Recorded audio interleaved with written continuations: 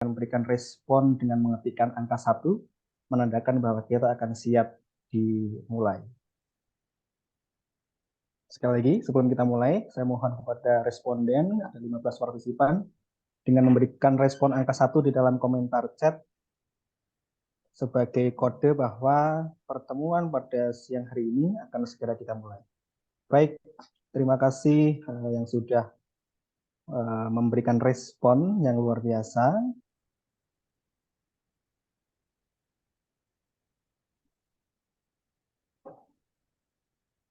Baik, mohon izin kita mulai. Assalamualaikum warahmatullahi wabarakatuh. Assalamualaikum warahmatullahi wabarakatuh. Yang saya hormati Ketua Umum DPP Aksi, Dr. Asep Tapip Yani MPD.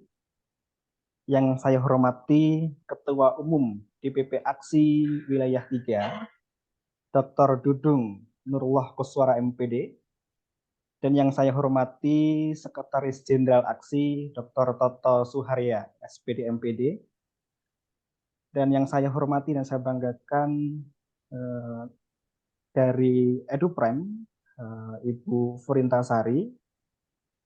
Begitu juga tak lupa yang saya hormati dan saya banggakan seluruh peserta, baik itu dari kepala sekolah ataupun pengurus DPD yang ada di seluruh Indonesia, dari Sabang sampai Merauke. Walaupun 16, kita doakan dari Sabang sampai Merauke tidak apa-apa ya, Pak Dr. Dudung. Agar nanti event-event selanjutnya kita bisa mengagendakan hal serupa dengan memberikan banyak value, banyak kontribusi, dan banyak insight, sehingga bisa dirasakan oleh guru-guru dan komunitas-komunitas pendidikan di Indonesia. Saya ucapkan selamat datang dan salam sejahtera untuk kita semuanya. Pertama-tama mari kita panjatkan puja dan puji syukur kehadirat Allah Subhanahu wa taala yang telah mempertemukan kita semuanya dalam keadaan sehat, memberikan nikmat iman, Islam dan ihsan bagi kita semuanya, sehingga pada kesempatan yang baik ini EduPrime bisa berkolaborasi dengan Asosiasi Kepala Sekolah Indonesia atau AKSI dalam rangka memberikan sebuah forum, menyajikan sebuah forum yang nanti hasilnya atau harapannya bisa memberikan insight buat kita semuanya, sehingga bisa memberikan perbaikan-perbaikan dan kontribusi di bidang pendidikan. Dan sholawat serta salam tak lupa kita panjatkan kepada junjungan besar kita Nabi Muhammad SAW, sang revolusioner sejati, sang pendidik sejati yang tanpa adanya kehadiran beliau, nah, kita tidak akan menjadi apa-apa tentu saja ya. Pertama, mohon izinkan saya untuk memperkenalkan diri. Barangkali kalau kemarin saya sudah memperkenalkan diri di hadapan dokter-dokter semuanya, para pengurus aksi yang sangat luar biasa hari ini, maka izinkan saya untuk memperkenalkan diri di forum ini kepada seluruh anggota dan Bapak Ibu partisipan semuanya. Perkenalkan, nama saya Agil Arya. Saya perwakilan dari EduPrime yang hari ini mendapatkan tugas untuk menjadi MC atau Master of Ceremony yang akan memandu jalannya diskusi dan diskusi panel pada siang hari ini. Mudah-mudahan bisa diterima dan semua yang tergabung dalam forum ini diberikan kesehatan dan kemampuan untuk menyerap informasi sehingga menjadi bahan yang berharga ketika kembali ke sekolah masing-masing. Agar menyingkat waktu, karena memang agenda pada siang hari ini di mana topik dan diskusinya diisi oleh pengurus aksi, maka memang sengaja tidak ada rundown untuk sambutan. Karena nanti mungkin mewakili topik dan sebagainya, karena nanti ada Dr. Asep yang akan membawakan pada topik yang pertama. Mungkin dia juga sekalian menyapa anggota-anggotanya yang mungkin sudah lama tidak bertemu dan tidak berjumpa. Karena kalau saya lihat di sini banyak partisipan, ada 18, ada KS SMAN 19 Medan. Artinya tidak hanya dari Pulau Jawa saja, ada yang dari Medan, ada yang dari Lur Agung, dan lain sebagainya ya. Kita berdoa mudah-mudahan nanti tambah banyak untuk partisipannya. Nah, Bapak Ibu yang saya hormati, Ketua Pengurus Aksi dan seluruh anggota serta jajarannya, bahwa kolaborasi antara EduPrime dengan Aksi hari ini harapannya adalah dapat memicu semangat Bapak Ibu semuanya untuk kita diskusi. Bahwa masyarakat dunia hari ini sepakat, Bapak Ibu semuanya ya, pembahasan perihal pendidikan tak akan pernah usung dan tak akan pernah usang gitu. Sejarah telah mencatat bahwa majunya bangsa-bangsa di dunia ini ya dikarenakan karena pendidikan memfokuskan untuk melakukan pembangunan sumber daya manusia terlebih dahulu melalui pendidikan sebelum melakukan pembangunan di sektor yang lain. Kalau saya boleh mengutip apa yang pernah disampaikan oleh Presiden Afrika yang sekarang sudah meninggal dunia, Nelson Mandela, pernah berkata bahwa pendidikan adalah senjata yang paling ampuh, katanya, yang dapat digunakan untuk mengubah dunia. Nah, berangkat dari hal itu, dari isu perkembangan teknologi yang begitu cepat hari ini, maka kami membawa 3 tema yang Bapak Ibu mungkin sudah mengetahui melalui flyer-flyer yang beredar di dalam grup. Kita menghadirkan 3 tema besar hari ini yang harapannya nanti bisa menjadi diskusi dan mendapat solusi-solusi yang pas dan relevan gitu ya, tidak hanya pas tapi relevan terhadap perkembangan zaman hari ini untuk dikembangkan di dunia pendidikan. Gitu.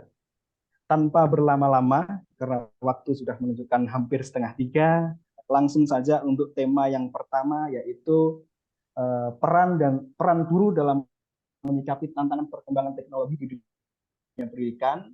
Akan saya berikan waktunya kepada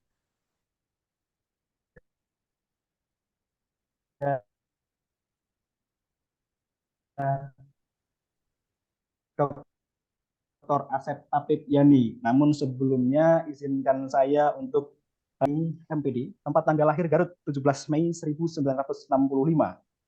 Agama Islam, pendidikan terakhir S3. Doa dari saya mudah-mudahan bisa lanjut ke profesor. Sebagai S3 Administrasi Pendidikan, UPI Bandung.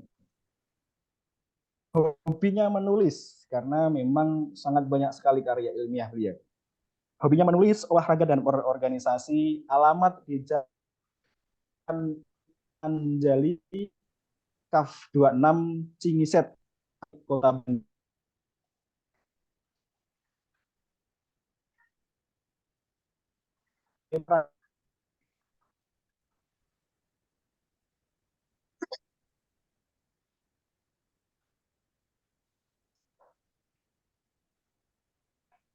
Mangga.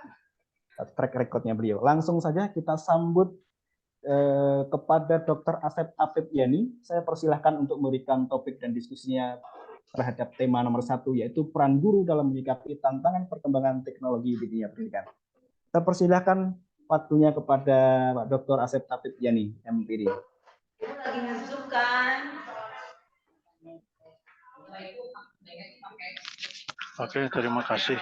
Cek soundnya, suaranya kedengaran? Ya, terdengar Pak. Oke, terima kasih atas kesempatannya ya. Cuma mohon maaf ini konsentrasinya ada terbagi-bagi nih. Barusan membuka dulu Leading Act di Riau. Sekarang sedang juga uji publik nih di Bogor bersama Biro Hukum. Ini yang luar biasa juga ini topiknya ya. Saya berat sebenarnya.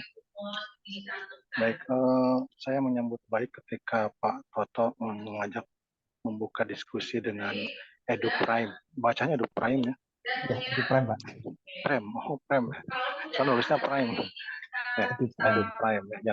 Yang jelas Prime itu dari prima kan, dari utama, dari hebat kan ya. Nah, yang topiknya hari ini itu peran guru dalam menyikapi tantangan perkembangan teknologi di dunia pendidikan, kemudian ada transformasi, sudah society 5.0 lagi, padahal orang masih sibuk 4.0, sudah ngomong 5.0, berlari-lari gitu ya. Manfaatan platform digital juga ya, memang sudah harusnya itu cara digital. Cuma yang penting adalah bahwa kita senantiasa membuka diri untuk terus mau open minded atas apa yang terjadi, kemudian mau membuka diri dan mengembangkan diri, tidak kemudian anti perubahan. Nah, Tapi lebih hebatnya lagi kayak Pak Dudung itu anti mainstream ya, yang tidak biasa.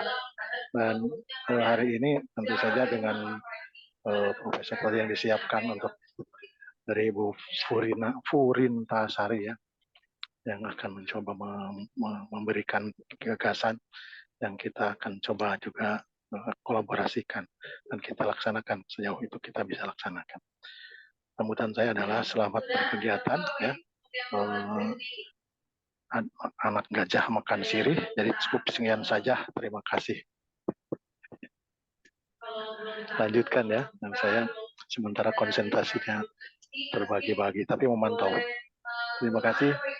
Salam sehat untuk semuanya. Selamat berdiskusi. Assalamualaikum warahmatullahi wabarakatuh. Ya, Gayung bersambut Pak Dr. Toto mungkin akan memberikan dan melengkapi dari topik diskusi yang pertama. Sebelum nanti saya beralih ke topik yang kedua kepada Pak Dr. Dudung. Ya, baik, terima kasih Mas Agil. Dan kepala sekolah saat ini harus banyak berdiskusi dan sesama kepala sekolah. Dan saya berharap nanti ke depan EduFrame bisa memfasilitasi kita semua untuk terus berdiskusi, membedah isi kepala kita melihat sudut pandang pendidikan di abad 21 ini. Jadi apakah kita ini sudah benar-benar berpikir di abad 21 atau memang kita ini masih melanjutkan cara berpikir lama yang memang ini menjadi sudah kebiasaan monoton kita gitu. Dan seperti kata Pak Menteri kemarin di dalam sambutan tentang pendidikan itu bahwa kepala sekolah itu adalah kapten kapal besar. Bayangkan ini kapten kapal itu yang mengendalikan.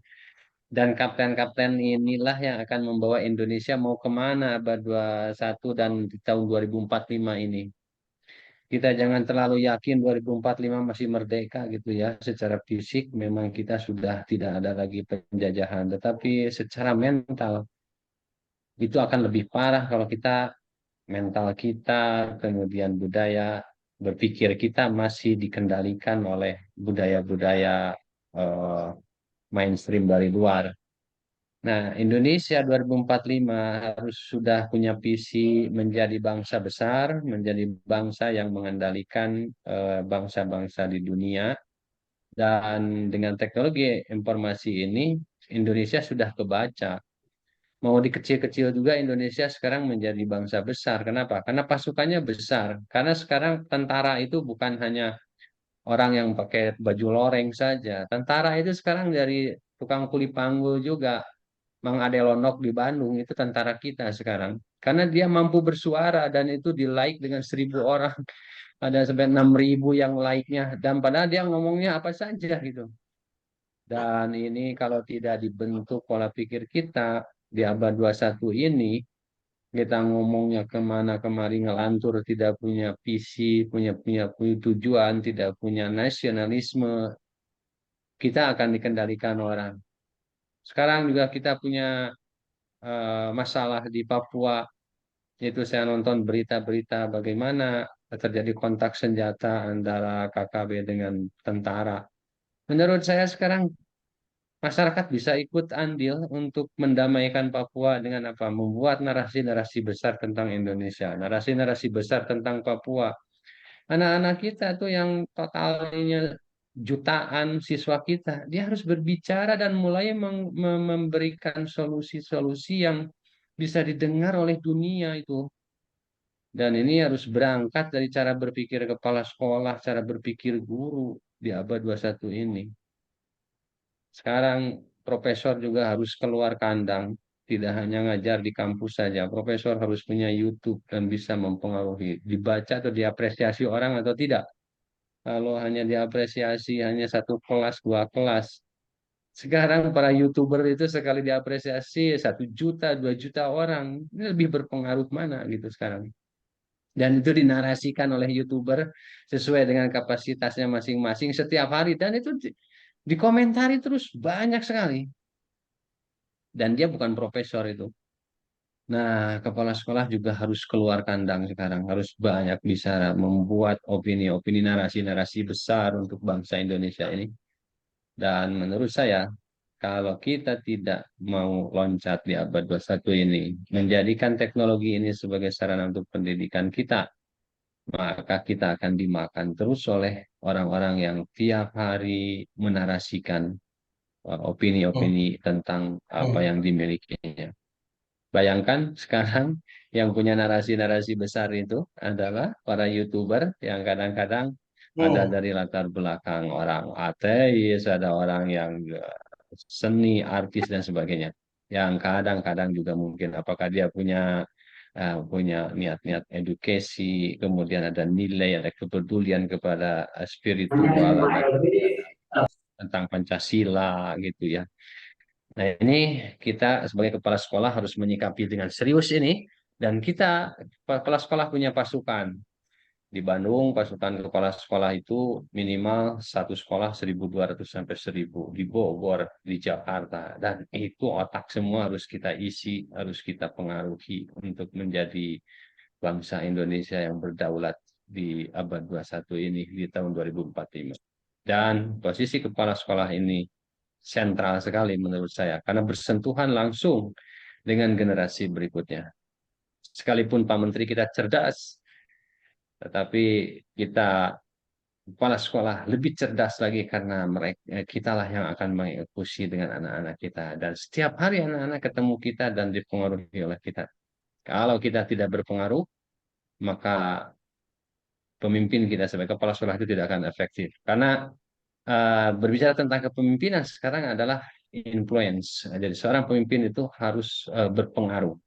Jadi seorang pemimpin itu harus punya pengaruh untuk mempengaruhi orang. Jadi sekarang zamannya ya kalau menjadi pemimpin itu ada pengaruh atau tidak.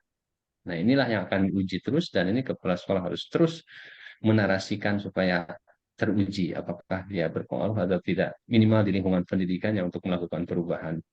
Supaya masyarakat kita atau guru-guru kita mulai sadar, terus disadarkan bahwa di abad 21 ini jangan tinggalkan teknologi, jangan abaikan teknologi. Tapi mari kita tunggangi teknologi ini untuk menarasi besarkan bangsa Indonesia di tingkat global. Begitu Pak Agia. Terima kasih. Baik, terima kasih banyak Pak Toto. Tema besarnya adalah peran guru dalam menyikapi tantangan perkembangan teknologi di dunia pendidikan. Tadi gayung bersambut sebenarnya diisi oleh Pak Dr. Asep, tapi ini diberikan sedikit stimulus oleh Pak Dr. Toto sebagai sekjennya karena beliau sedang ada agenda dan berlangsung hari dan detik ini juga beliau sedang ada agenda, sehingga memang waktunya tidak begitu kondusif. Di Zoom meeting banyak berseliweran suara-suara, sehingga gayung bersambut Pak Toto sedikit menyentil gitu ya tentang peran guru dalam menyikapi tantangan perkembangan zaman. Kalau boleh saya garis bawahi tadi pesan yang disampaikan oleh Pak Dr. Toto adalah kepala sekolah jangan hanya terkungkung untuk mengerjakan pekerjaan administratif di sekolah, maka harus berani keluar kandang kalau bahasanya beliau tadi. Keluar itu bisa kita definisikan tidak hanya kemudian keluar sekolah, tapi secara fisik, tidak hanya kita maknai secara fisik, tapi harus secara ruhiyah, nalar kita, mindset kita yang harus keluar kandang untuk menyikapi agar di abad 21 ini bisa berdaulat. Begitu tadi yang disampaikan oleh Pak Toto, tapi meng-highlight lagi bahwa beliau juga menyampaikan bahwa KS merupakan atau kepala sekolah merupakan sosok sentral karena pemegang kendali kebijakan yang ada di sekolah masing-masing. Karena apa? KS merupakan salah satu pemimpin yang ada di wilayah dan sekolahnya masing-masing. Karena pemimpin itu harus mempunyai pengaruh. Oke, kita akan nanti sambung melalui tanya jawab. Kita akan gabungkan di akhir sesi tanya jawab. Jadi rondonya adalah yang pertama tadi topik peran guru terhadap menyikapi tantangan perkembangan teknologi di dunia pendidikan yang gayung bersambut diisi dan distimulus oleh Pak Dr. Toto. Maka yang kedua ini akan saya kasih kesempatan untuk topik transformasi pendidikan di era society 5.0 gitu ya. Nanti Bapak Dr. Dudung bisa memberikan stimulus-stimulus untuk kita bisa jadikan isu dan diskusi pada siang hari ini. Namun sebelum ke Pak Dr. Dudung, saya akan membacakan kurikulum vitae beliau ya.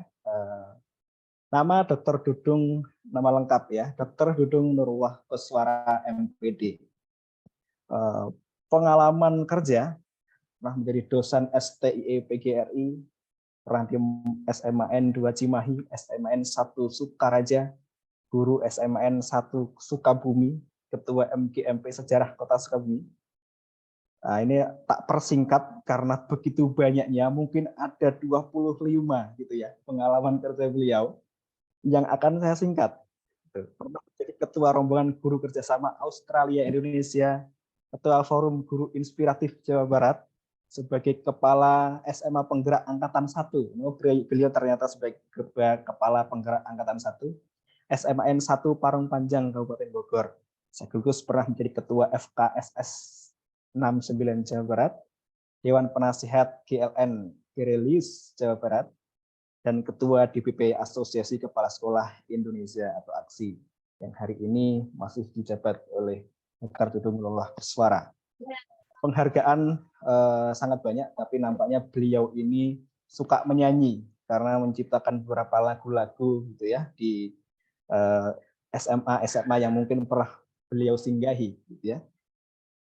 Banyak menulis karena buku-buku beliau juga sangat banyak sekali. Di sini ternyata ada lebih dari 30-an buku.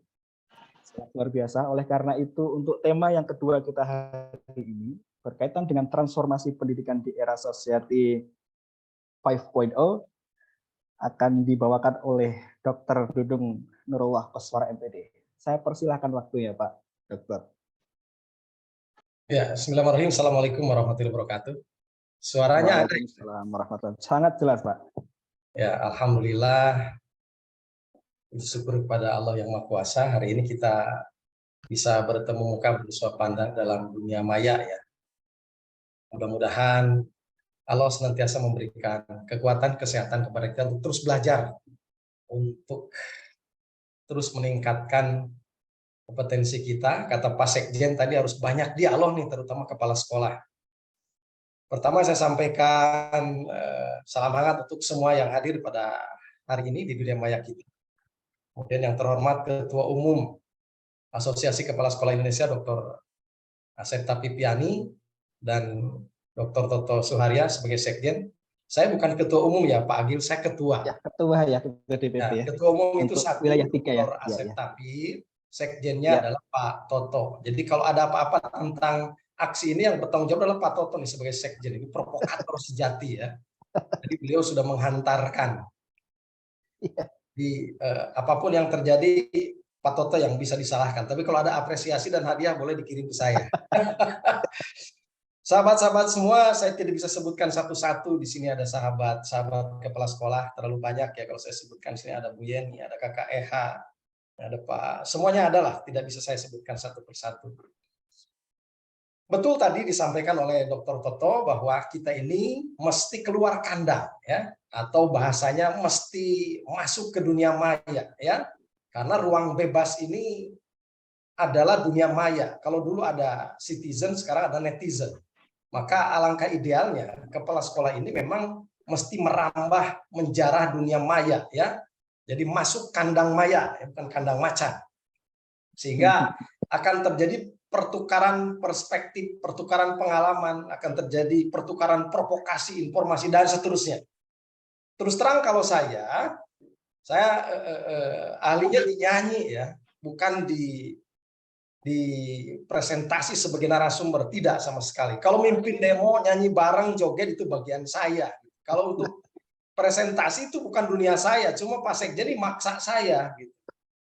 Saya bilang minta sumbernya nggak sempat. Kemudian betul Pak Agil ya, Pak Agil Arya, kemudian Ibu Purintasari sebagai Direktur EduFrame. Betul sekali bahwa kepala sekolah ini adalah, mohon maaf sekali lagi ini agak kasar nih, mungkin Bu Yani dan Kakak Eha agak tersenyum, kepala sekolah ini adalah budak-budak birokrasi.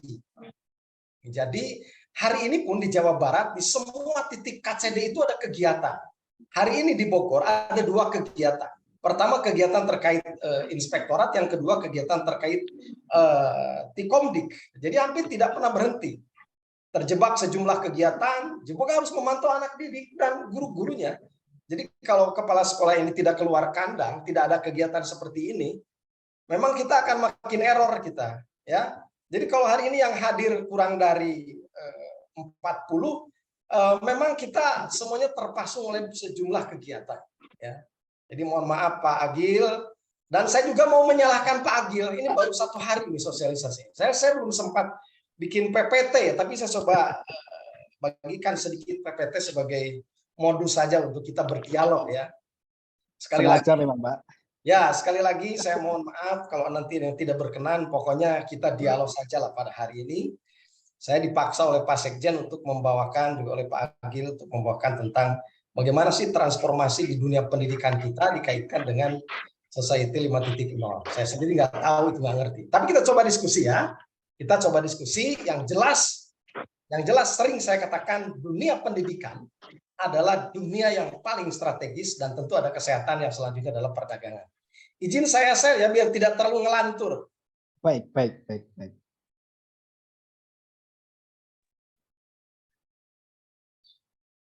Ada muncul? Ada Bapak. Ada ya? Muncul. Ada Bapak. Biar tidak terlalu ngelantur. Oke.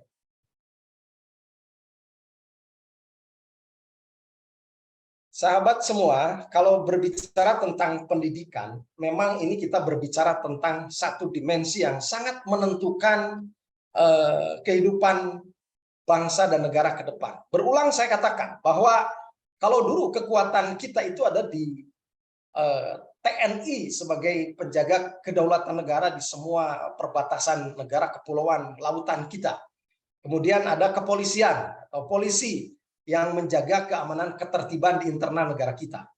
Tetapi ada satu pertahanan, satu kekuatan, satu SDM yang jauh melintasi hebatnya TNI dan polisi, yaitu para guru dan kepala sekolah. Mereka lah sesungguhnya pertahanan negara, karena di tangan mereka dicetak serdadu-serdadu masa depan yang bila kita kaitkan dengan tema hari ini berkaitan dengan transformasi pendidikan. Sahabat semua, slide-nya nggak bergerak ya? Belum, Pak. Belum. Sahabat semua, di dalam dunia pendidikan kita, setidaknya ada 3 hal yang sangat strategis yang mesti menjadi bahan diskusi kita pada hari ini. Ada 3 entitas, ada 3 realitas yang sangat istimewa yang menjadi layak menjadi bahan diskusi kita pada hari ini. Yang pertama adalah anak didik. Anak didik adalah warga negara paling istimewa di bangsa manapun. Selalu saya katakan tidak ada satupun warga negara di bangsa manapun yang keistimewaannya melintasi anak didik. Jadi anak didik adalah warga negara paling istimewa di bangsa manapun. Nah, kemudian yang kedua adalah guru atau pendidik. Maka guru, secara lebay saya katakan, tidak ada profesi di muka bumi ini keistimewaannya yang melintasi profesi guru. Jadi profesi guru adalah satu profesi yang sangat-sangat istimewa dibanding profesi manapun. Karena sesungguhnya profesi apapun terkait dan lahir dari tangan dingin para guru dari semua jenjang pendidikan. Kemudian yang ketiga, ada realitas IPTEKSA, ilmu pengetahuan, teknologi, seni dan agama. Nah, ini menjadi satu hal yang tidak bisa dipisahkan. Anak didik, guru, kemudian ilmu pengetahuan, teknologi, seni dan agama tentunya. Nah, semuanya mesti bertransformasi, semuanya mesti bergerak, semuanya mesti bertumbuh, semuanya mesti berubah. Dari waktu ke waktu harus lebih baik, sesuai dengan tuntutan zamannya. Kalau tadi Pak Sekjen mengatakan kalau kepala sekolah tidak keluar kandang, tidak banyak diskusi, tidak banyak membaca, tidak banyak menghasilkan karya, tidak banyak bergaul, jangan-jangan kita akan tertinggal di dalam layanan pendidikan kita. Kita akan gagal menjadi pemimpin pembelajaran. Selalu saya katakan pemimpin terhebat di dunia ini bukan hanya pemimpin politik, bukan hanya pemimpin TNI atau polisi, tetapi pemimpin yang paling hebat adalah pemimpin pembelajaran. Pemimpin yang membuat manusia belajar. Ya, tiada lain adalah kepala sekolah. Jadi memuji entitas sendiri, mohon maaf. Kemudian sahabat semua, ini slide-nya nggak jalan ya? Sahabat semua, Belum jalan, Pak. Sepertinya sahabat harus semua, kalau kita berbicara tentang transformasi pendidikan di era Society 5.0, sebelumnya Di ada close dulu aja, di close dulu itunya Pak Dudung. Oke, Balikin lagi. ke awal.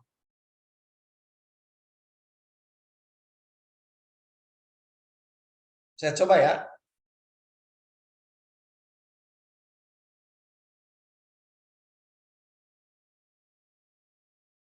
Masih belum? Masih belum dalam file asli, jangan dalam slideshow coba. Oke.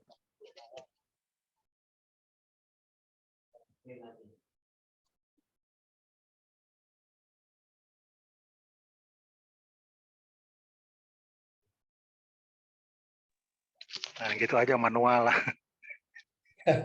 Dilanjut ya dengan segala keterbatasan. Sahabat semua, kalau kita berbicara transformasi, berbicara perubahan, kita mengenal ada tokoh Heraklitos atau Herakleitos, seorang filsuf.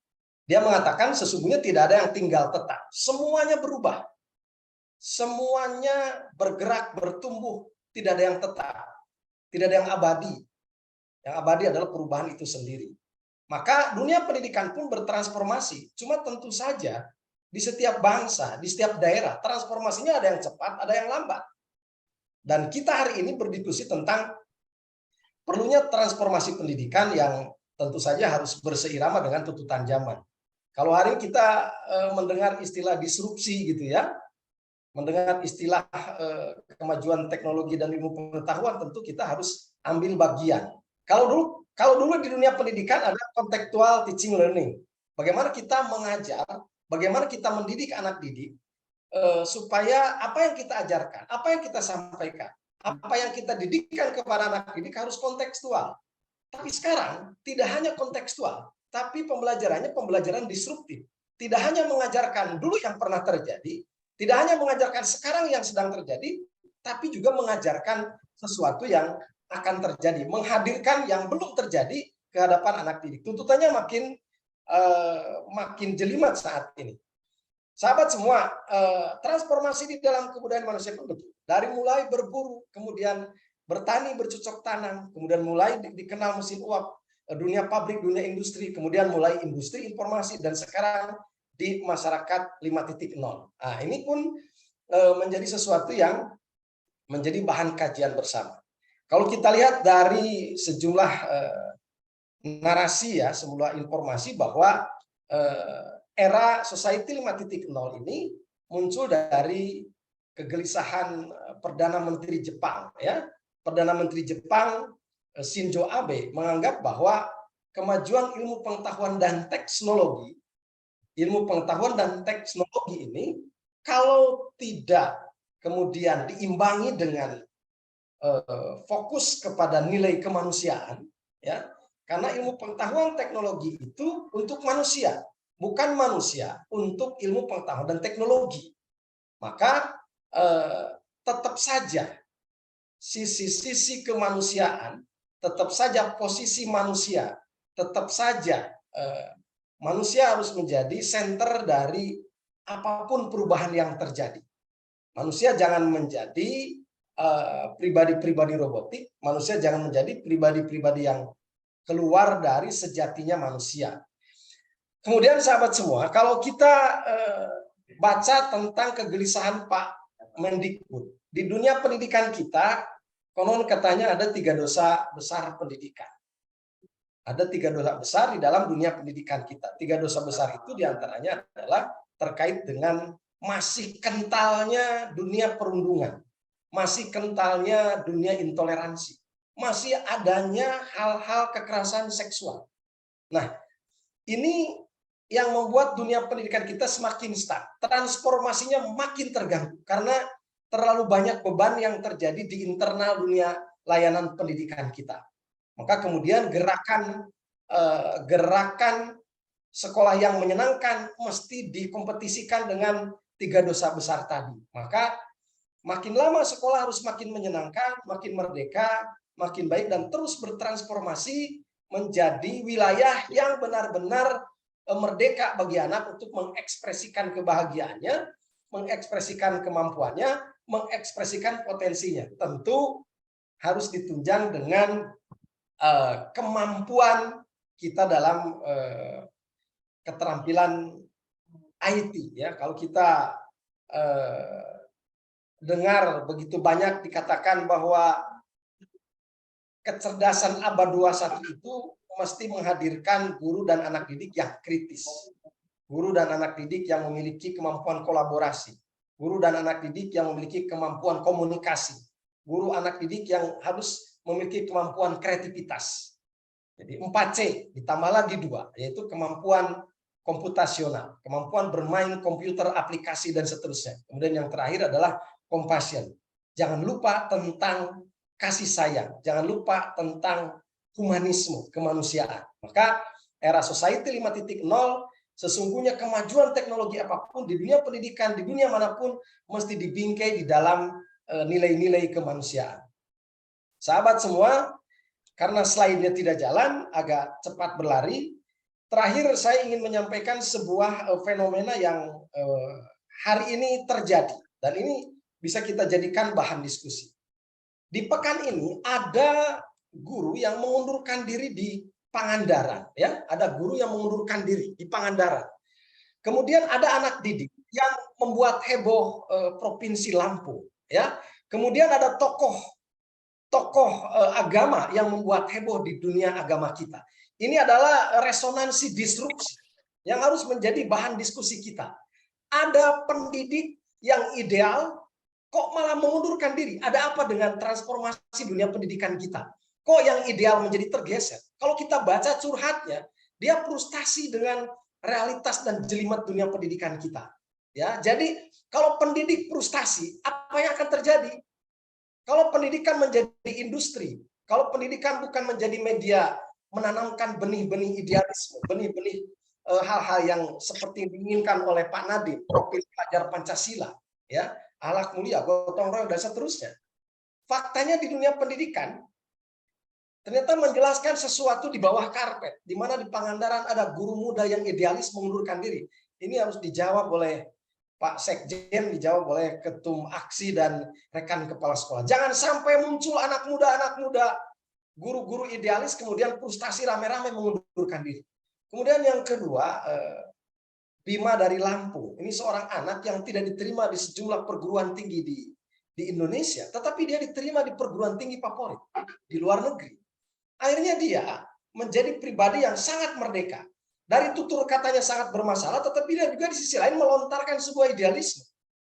Ini anak yang unik, anak yang saya menyebutnya ini anak ABK, ya, anak berkebutuhan khusus, punya potensi yang harus diarahkan. Jadi faktanya Pak Agil, Ibu Purintasari, ada anak ABK, ada kepala sekolah ABK juga. Maka perlu diajak banyak berdiskusi sehingga ABK-nya berurai menjadi sesuatu yang positif. Yang negatifnya terminimalisir, yang positifnya berkembang. Kemudian kalau kita mengenal Syekh Panji Gumilang, ya, yang sangat ini melakukan sesuatu yang sangat kontroversial. Dari sisi yang lain saya menganggap bahwa orang-orang yang keluar kotak, orang-orang yang melakukan provokasi, orang-orang yang keluar dari dunia mainstream, dunia abad ke-7, ya, yang selalu berkutat dalam wacana abad ke-7, padahal sekarang sudah abad 21. Mohon maaf, kalau di dunia agama itu samina wa ta'na. Kalau di dunia pendidikan itu kita mesti skeptis. Jadi ada dua sudut yang berbeda. Di dunia pesantren cium tangan, cium kaki kadang-kadang, ya. Bagaimana seorang Habib dicium kakinya, menggelikan sekali. Sami'na wa ata'na, apapun dalilnya ikuti saja. Itu di dunia pesantren. Walaupun tidak semuanya, tapi di dunia kampus, di dunia sekolah, itu mesti merdeka belajar. Belajar merdeka. Tidak boleh kita manut-manut tanpa literasi. Kita mesti skeptis. Benar nggak nih guru geografi menjelaskan ini? Ayo baca. Benar nggak nih profesor ini? Jangan-jangan bagaimana nih? Benar nggak nih Pak Sekjen begini? Benar nggak nih Ketum begini? Kita mesti skeptis sehingga terjadi proses transformasi terus berjalan, tidak stuck. Ya, sekali lagi saya bukan berarti setuju kepada guru muda yang mengundurkan diri, bukan berarti saya setuju kepada Bima yang mengacaukan Provinsi Lampung, dan bukan berarti saya setuju kepada Syekh Panji Gumilang yang melakukan sebuah lompatan-lompatan, tapi saya menangkap satu esensi, satu spirit melakukan transformasi. Bohong tidak boleh, tapi kalau salah boleh. Saya pikir itu sebagai provokasi saja. Sekali lagi, transformasi yang paling penting adalah transformasi di dunia pendidikan. Karena semua akan lahir dari dunia pendidikan. Saya mengatakan bahwa sekolahan adalah rumah ibadah pendidikan. Para sekolah adalah, kepala sekolah adalah imam besar yang bertanggung jawab untuk memperbaiki peradaban ke depan. Mohon maaf kalau ada kata-kata yang tidak berkenan, yang tidak nyaman, karena saya nyaman kalau bernyanyi saja. Terima kasih. Assalamualaikum warahmatullahi wabarakatuh. Waalaikumsalam warahmatullahi wabarakatuh. Sangat luar biasa sekali hari ini diisi oleh narasumber kita yang kedua terkait dengan topik besarnya atau temanya adalah transformasi pendidikan di era society 5.0 gitu ya. Sangat luar biasa, semangatnya menggebu-gebu. Tidak kalah seperti semangatnya pada saat sedang menyanyi nampaknya Pak Dr. Dudung.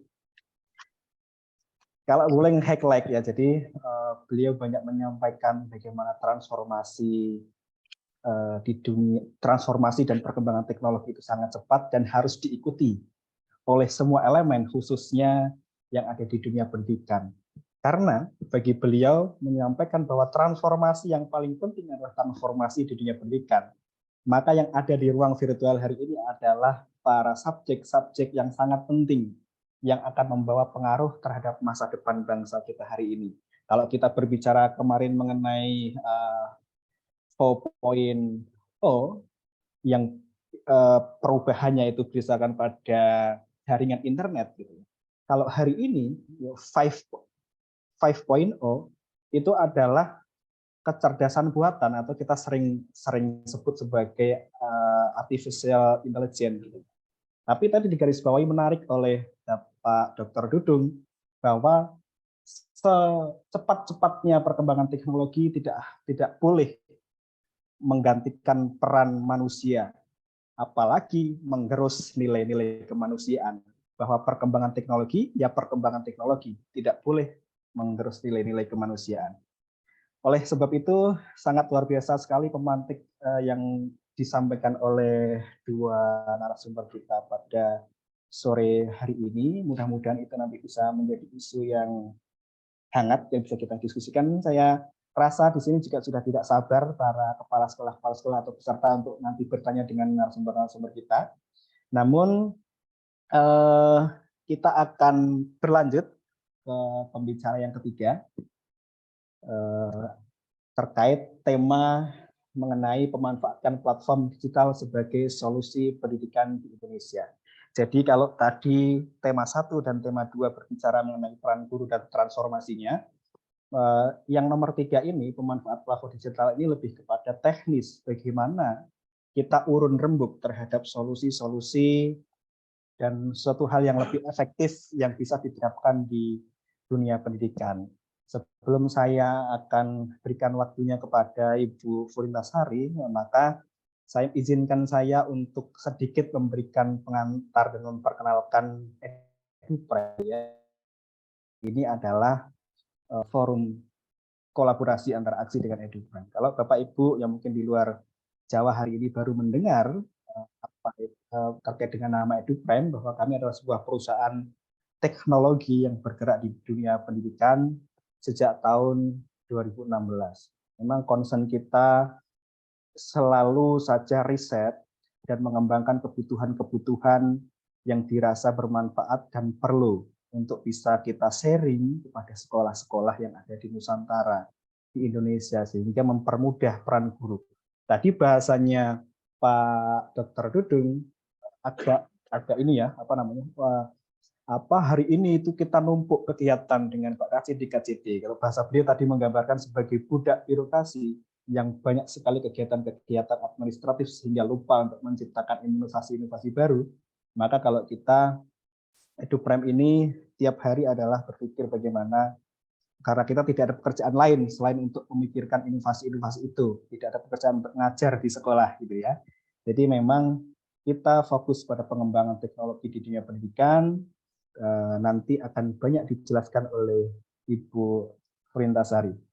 Baik, akan saya kenalkan narasumber yang ketiga, wakilan dari EduPrime dengan topik pemanfaatkan platform digital sebagai solusi pendidikan di Indonesia. Nama Furintasari Setia Astuti, SSI, MPD, jabatan sebagai Direktur EduPrime, S1 Matematika dan Pendidikan Matematika Universitas Negeri Malang. Oh, double degree ya, double degree di UM, singkatannya UM, Universitas Negeri Malang. S2 Pendidikan Matematika Universitas Negeri Yogyakarta. Saat ini sedang menempuh S3 untuk penelitian dan evaluasi pendidikan Universitas Yogyakarta. Beliau juga 10 tahun konsen sebagai praktisi pendidikan. Kemudian beliau juga merangkap sebagai dosen praktisi, jadi memang ada program dari pemerintah. Beliau sebagai dosen praktisi pada kegiatan praktisi mengajar Merdeka Belajar Kampus Merdeka, MBKM di Universitas PGRI Adibuana Surabaya. Sekaligus berkat Ibu Furinta ini juga hobi menulis, gitu ya, sering menerbitkan publikasi artikel ilmiah bertaraf nasional. Baik, kita langsung saja serahkan kepada pemateri atau narasumber yang ketiga, kepada Ibu Furintasari Setia, SSI, MPD, saya persilakan. Alhamdulillah. Bismillahirrahmanirrahim. Assalamualaikum warahmatullahi wabarakatuh. Waalaikumsalam warahmatullahi wabarakatuh. Warahmatullahi. Ibu yang insya Allah hari ini sehat semua. Yang kami hormati Dr. Asep Tapib Yani selaku Ketua Umum DPP. Saya hormati Dr. Dudung Nurullah Keswara selaku DPP Aksi, Ketua DPP Aksi. Kemudian yang saya hormati Dr. Toto Suharya selaku Sekjen Aksi.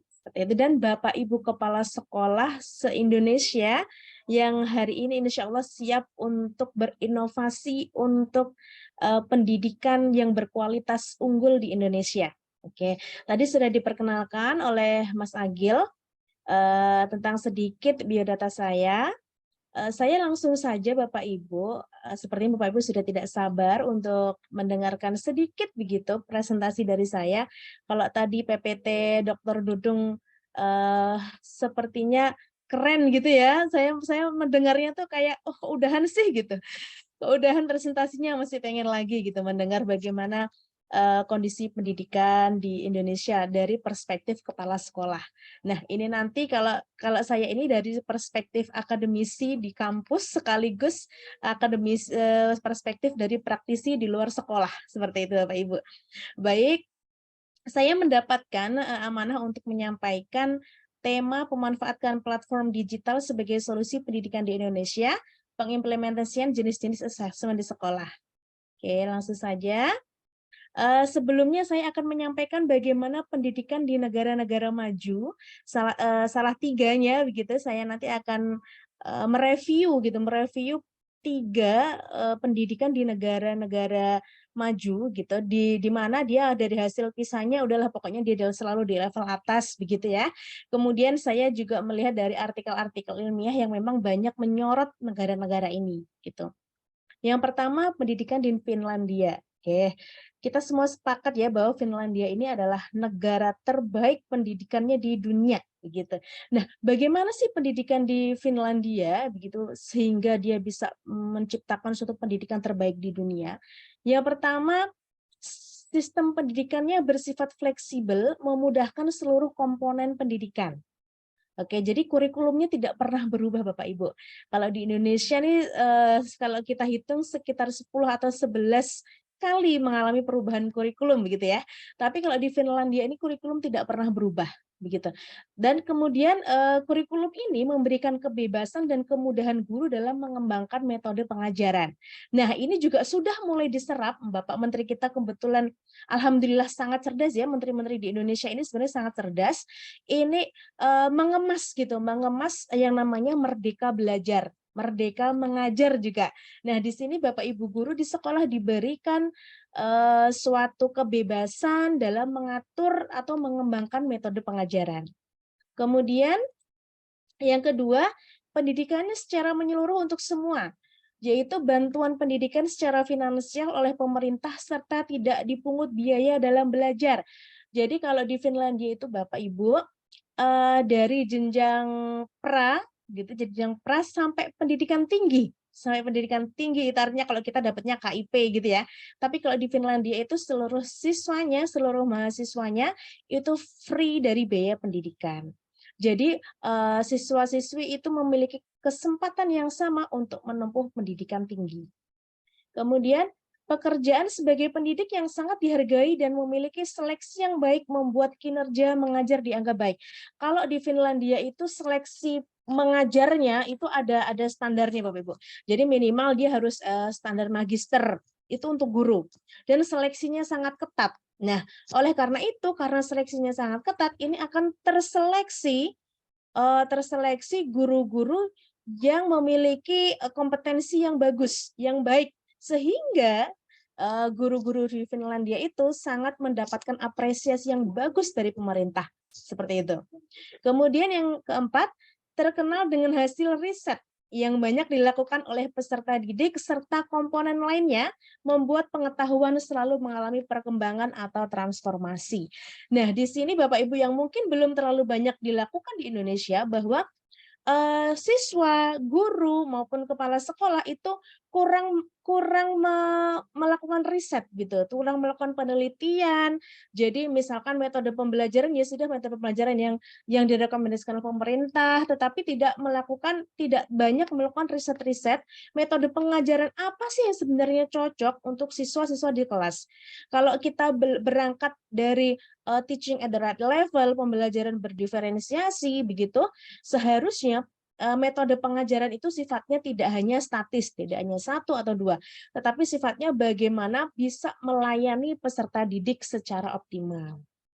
Itu pendidikan di Finlandia. Kemudian yang kedua, pendidikan di Jepang. Yang pertama, pendidikan di Jepang itu ada 3 komponen.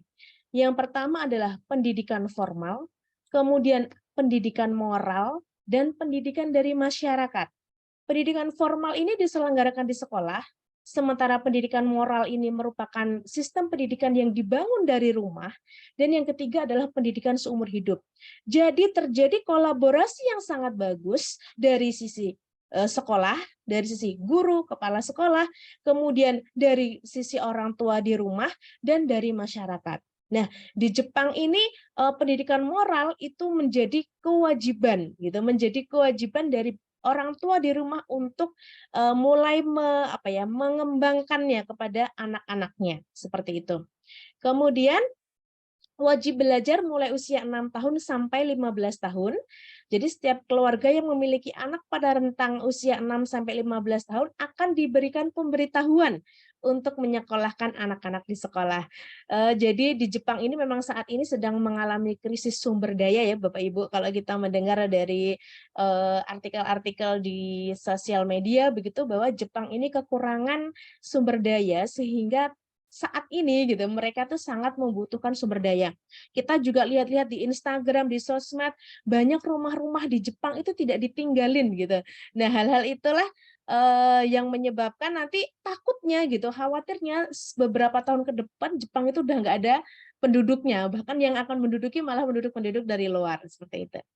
Kemudian, nah yang ini yang sangat penting Bapak Ibu, bahwa di Jepang ini sudah menerapkan pola pikir problem solving.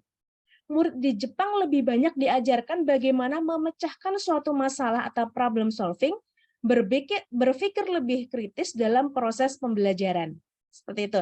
Jadi tidak hanya kemampuan untuk mengingat, kemudian kemampuan untuk memahami saja, tetapi bagaimana C4 sampai C6-nya ini sudah mulai diajarkan begitu.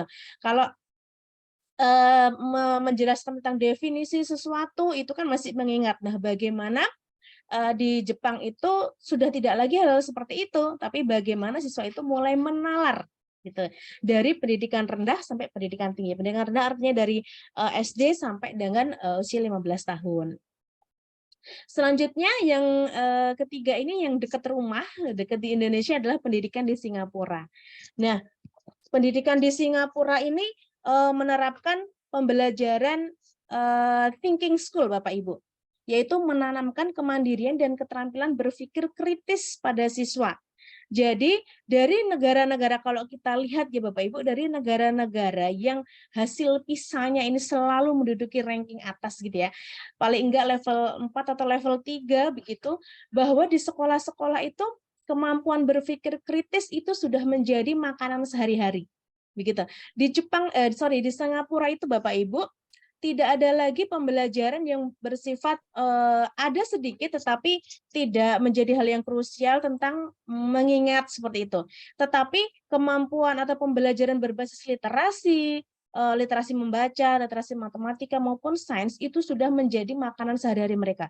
Jadi sudah nggak heran lagi bahwa Singapura ini menduduki peringkat 2 dari sekitar 68 sampai 70 negara yang mengikuti PISA. Seperti itu. Karena apa? Ya, karena memang sehari-harinya udah ngerjain soal-soal literasi seperti itu. Kemudian yang kedua, mereka menerapkan yang namanya learning nation, yaitu menumbuhkan kebiasaan belajar berkelanjutan sehingga sesuai dengan tantangan perubahan di era globalisasi dan informasi. Di siswa-siswa maupun di sekolah-sekolah di Singapura itu Bapak Ibu selalu mindset-nya itu open gitu. Jadi open mindset, membuka diri untuk selalu mengalami perubahan maupun transformasi sesuai dengan kebutuhan. Jadi siswa-siswa di sana itu memang sudah diajarkan untuk bagaimana open mindset seperti itu. Kemudian Kementerian Pendidikan di Singapura bersifat sangat fleksibel dengan melepaskan kontrol dan memfasilitasi guru dan sekolah dalam melakukan tugasnya. Begitu. Jadi kalau seperti ini Kementerian atau Menteri Pendidikan di Singapura ini memberikan keleluasaan yang sebesar-besarnya begitu kepada guru, kepada kepala sekolah dalam melakukan tugas-tugasnya. Kemudian ini yang menarik Bapak Ibu, kemarin saya menemukan artikel ilmiah, dia terbit di artikel terindeks Sinta 4, yaitu kepala sekolah didorong untuk menjadi CEO, gitu ya, itu Chief Executive Organization di sekolahnya yang bertugas untuk memimpin anggotanya, mengelola sistem sekolah dan menciptakan inovasi pendidikan. Gayung bersambut kalau kata Mas Agil bahwa aksi ternyata saya juga baru tahu melakukan rutin melakukan suatu diskusi, dialog berkaitan untuk inovasi pendidikan. Mungkin sepertinya Bapak Dr. Toto Suharyo ini sudah belajar begitu ya, sudah mendalami bagaimana pendidikan di Singapura, bahwa di Singapura itu kepala sekolahnya Bapak Ibu itu rajin, rutin untuk melakukan atau menciptakan inovasi pendidikan. Dan inovasi aksi inilah salah satu terobosan yang dilakukan oleh pengurus aksi sebagai bentuk untuk menciptakan inovasi pendidikan. Seperti itu Bapak Ibu. Nah, bagaimana kemudian dari 3 negara maju itu begitu di Indonesia ini, kalau kita lihat dari ranking PISA Bapak Ibu, sebenarnya tidak terlalu fair ya kalau kita melihat ranking PISA, tetapi salah satu acuan kita untuk di lingkungan dunia begitu ya, di lingkungan dunia yang lebih luas itu adalah PISA. Saya itu menemukan kritik atas pendidikan di Indonesia berdasarkan kajian literatur, berdasarkan pengalaman di lapangan begitu, karena untuk menciptakan inovasi itu butuh yang namanya kritik. Dari kritik kita akan melakukan inovasi seperti tadi yang disampaikan Dr. Duduk, Bima di Lampung itu mengacaukan pemerintahan Pemdanya Bima begitu. Karena apa? Karena dia melakukan kritik. Nah, dari situ kita akan bisa menemukan inovasi. Kritik yang pertama yang saya temukan dari kajian literatur maupun pengalaman, bahwa kurikulum yang kaku dan mudah berubah. Gitu. Dari 3 negara tadi yang saya sampaikan, dari Finland, dari Jepang maupun Singapura itu kurikulumnya cenderung tidak mudah berubah begitu. Karena untuk tidak cenderung berubah itu artinya bukan berarti tidak mengikuti perkembangan zaman. Secara core kurikulum itu tetap, tetapi bagaimana pengimplementasiannya yang nanti bisa mengikuti perkembangan zaman. Nah, di Indonesia itu sendiri tadi sudah saya sampaikan bahwa di Indonesia sudah sekitar atau lebih dari 10 kali berganti kurikulum, dan kurikulumnya itu fokus pada kegiatan kognitif dan mengesampingkan soft skill. Begitu. Soft skill itu apa? Ada kerjasama, kemampuan public speaking, kemudian kemampuan communication yang itu sangat dibutuhkan di abad 21 maupun di abad era Society 5.0. Kemudian evaluasi sumatif masih menjadi tren dibandingkan asesmen formatif. Jadi asesmen sumatif mendapatkan atensi lebih dibandingkan asesmen formatif. Kita sepakat kalau kita berbicara dengan orang tua, bagaimana nilai PAS anak saya, bagaimana nilai PAT anak saya, seperti itu. Tetapi tidak pernah bertanya bagaimana proses pemahaman anak saya terhadap materi, bagaimana anak saya mengembangkan kemampuan berpikirnya, prosesnya itu tidak terlalu dinilai seperti itu, tidak terlalu mendapatkan atensi yang lebih seperti itu. Kemudian peran guru dan kepala sekolah yang disibukkan dengan kegiatan administratif. Jadi administrasi di lingkungan pendidikan yang relatif banyak, begitu ya, membuat peran guru dan kepala sekolah menjadi kurang maksimal. Dari kepala sekolah mungkin terbatas begitu ya, terbatas forum atau terbatas kemampuan untuk mengembangkan inovasi karena banyaknya kegiatan seperti itu. Nah, kalau kegiatannya ini sama-sama untuk mencari inovasi itu sangat bagus. Tetapi kalau kegiatannya ini justru menghabiskan waktu dari kepala sekolah, ini yang harus diwaspadai. Kemudian dari sisi guru dengan administrasi guru yang banyak begitu, jadi guru kurang mendapatkan atau kurang mampu mengembangkan inovasi pembelajaran. Kemudian kurangnya kesadaran dari ekosistem sekolah dalam membentuk karakter dan kompetensi siswa mengikuti perkembangan. Jadi materi maupun cara penilaian yang relatif monoton sehingga potret kompetensi relevan yang dibutuhkan tidak terlihat. Seperti itu Bapak Ibu. Jadi misalkan siswa itu minatnya seperti apa tidak terlalu diperhatikan. Jadi fokus utamanya seperti tadi selalu kegiatan yang berbau atau bersifat kognitif. Kemudian selanjutnya program yang terlalu banyak. Nah, kita tahu Bapak Ibu bahwa program-program yang didesain dalam episode Merdeka Belajar itu sangat banyak begitu, dan itu tidak ada yang tidak bagus. Semuanya adalah untuk transparansi, untuk peningkatan atau inovasi pendidikan, tetapi yang menjadi perhatian adalah sosialisasinya yang kurang mengena begitu. Tahun 2022 kemarin ini saya melakukan riset terhadap riset kualitatif yang bersifat fenomenologi kepada guru-guru di beberapa wilayah di Indonesia yang diwakili Indonesia Timur, Indonesia Barat, dan Indonesia Tengah. Itu hasil dari penelitian saya mengatakan bahwa pembelajaran literasi itu tidak terlalu banyak dilakukan oleh sekolah begitu. Jadi sementara dari pihak kementerian melakukan literasi ini penting dilaksanakan, tetapi ternyata di sekolahnya kurang mengena, kurang dilakukan. Karena apa? Sosialisasinya yang kurang sehingga menyebabkan kebijakan di lingkup mikro begitu, di lingkup sekolah itu tidak optimal untuk dijalankan. Kemudian kurangnya kesadaran ekosistem sekolah dalam mencetak siswa menjadi generasi problem solver.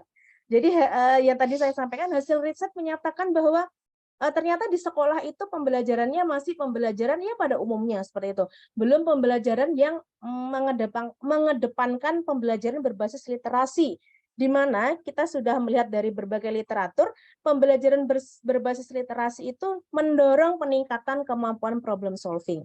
Jadi tidak heran Bapak Ibu kalau ranking PISA kita masih berada di bawah seperti itu. Kemudian lebih menekankan peningkatan kognitif dibandingkan karakter. Nah, kalau yang ini sebenarnya dari kementerian itu sudah menciptakan satu kurikulum yang diberi nama kurikulum Merdeka, di mana di situ ada yang namanya P5 itu digunakan untuk mencetak generasi-generasi berkarakter unggul. Hanya saja belum ada dampak yang nyata karena mungkin baru 1 atau 2 tahun berjalan. Nah, harapannya P5 ini bisa benar-benar membentuk karakter siswa. Kemudian solusi pemerintah terhadap pendidikan di Indonesia seperti apa? Ini ada 24 sampai hari ini ada 24 episode yang sudah di launching oleh Kementerian Pendidikan, Kebudayaan, Riset dan Teknologi. Ini yang saya highlight ini yang berkaitan dengan proses pembelajaran, Bapak Ibu. Proses pembelajaran di sekolah menengah begitu. Ada 4 pokok kebijakan belajar di episode 1, kemudian program sekolah penggerak yang luar biasa sekali ini memang. Kemudian SMK Pusat Keunggulan, jadi SMK sekarang sudah dikorelasikan gitu dengan DUDI, Dunia Usaha Dunia Industri. Kemudian kurikulum Merdeka dan platform Merdeka Belajar, ada rapor pendidikan publik, serta transformasi seleksi masuk perguruan tinggi. Kemudian, nah, peran EduPram seperti apa dalam menciptakan inovasi di dunia pendidikan? Nah, EduPram ini tadi sudah dijelaskan Mas Agil. Kami rajin begitu, karena pekerjaan kami tidak untuk mengajar siswa begitu ya. Jadi kami riset menciptakan inovasi.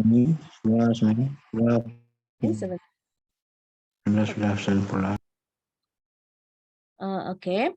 Jadi tugas kami adalah selalu riset untuk menciptakan inovasi-inovasi di dunia pendidikan. Yang pertama, Bapak Ibu,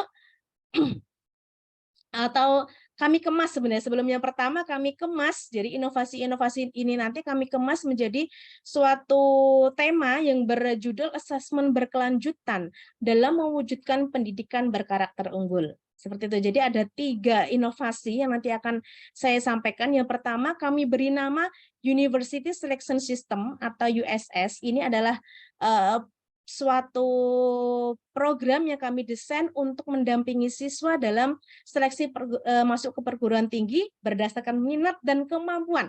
Jadi tidak hanya kemampuan saja Bapak Ibu yang akan kita lihat, tetapi bagaimana kita mengakomodasi minat maupun aspirasi siswa. Kemudian ada ADIKM atau Assessment Diagnostik Implementasi Kurikulum Merdeka. Ini adalah inovasi kami bagaimana guru itu, kepala sekolah, guru itu melihat kondisi awal siswa. Jadi yang di assessment itu tidak hanya assessment hasil begitu ya, berfokus pada hasil, tapi bagaimana kondisi awal siswa ini kita assessment juga gitu. Dan yang ketiga adalah assessment nasional yang memang menjadi salah satu kegiatan reguler mulai tahun 2021 oleh pemerintah. Yang pertama saya sampaikan adalah University Selection System atau USS SNBP.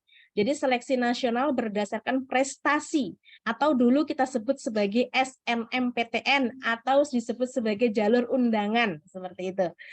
Kemudian jadi USS ini apa? Adalah support system yang digunakan sebagai alat bantu dalam melakukan analisa peluang diterima pada prodi pilihan pada kegiatan seleksi nasional penerimaan mahasiswa baru, seleksi nasional berdasarkan prestasi. Di USS ini Bapak Ibu, inovasi apa yang kami ciptakan? Jadi EduPram ini berusaha untuk selalu beradaptasi dengan kebutuhan. Kebutuhan siapa? Kebutuhan dari sekolah, kebutuhan dari siswa maupun guru yang berkaitan dengan kebijakan yang sudah dikeluarkan oleh pemerintah. Itu detail informasi prodi pilihan. Ini sebenarnya di websitenya BP3 SNPMB sudah ada.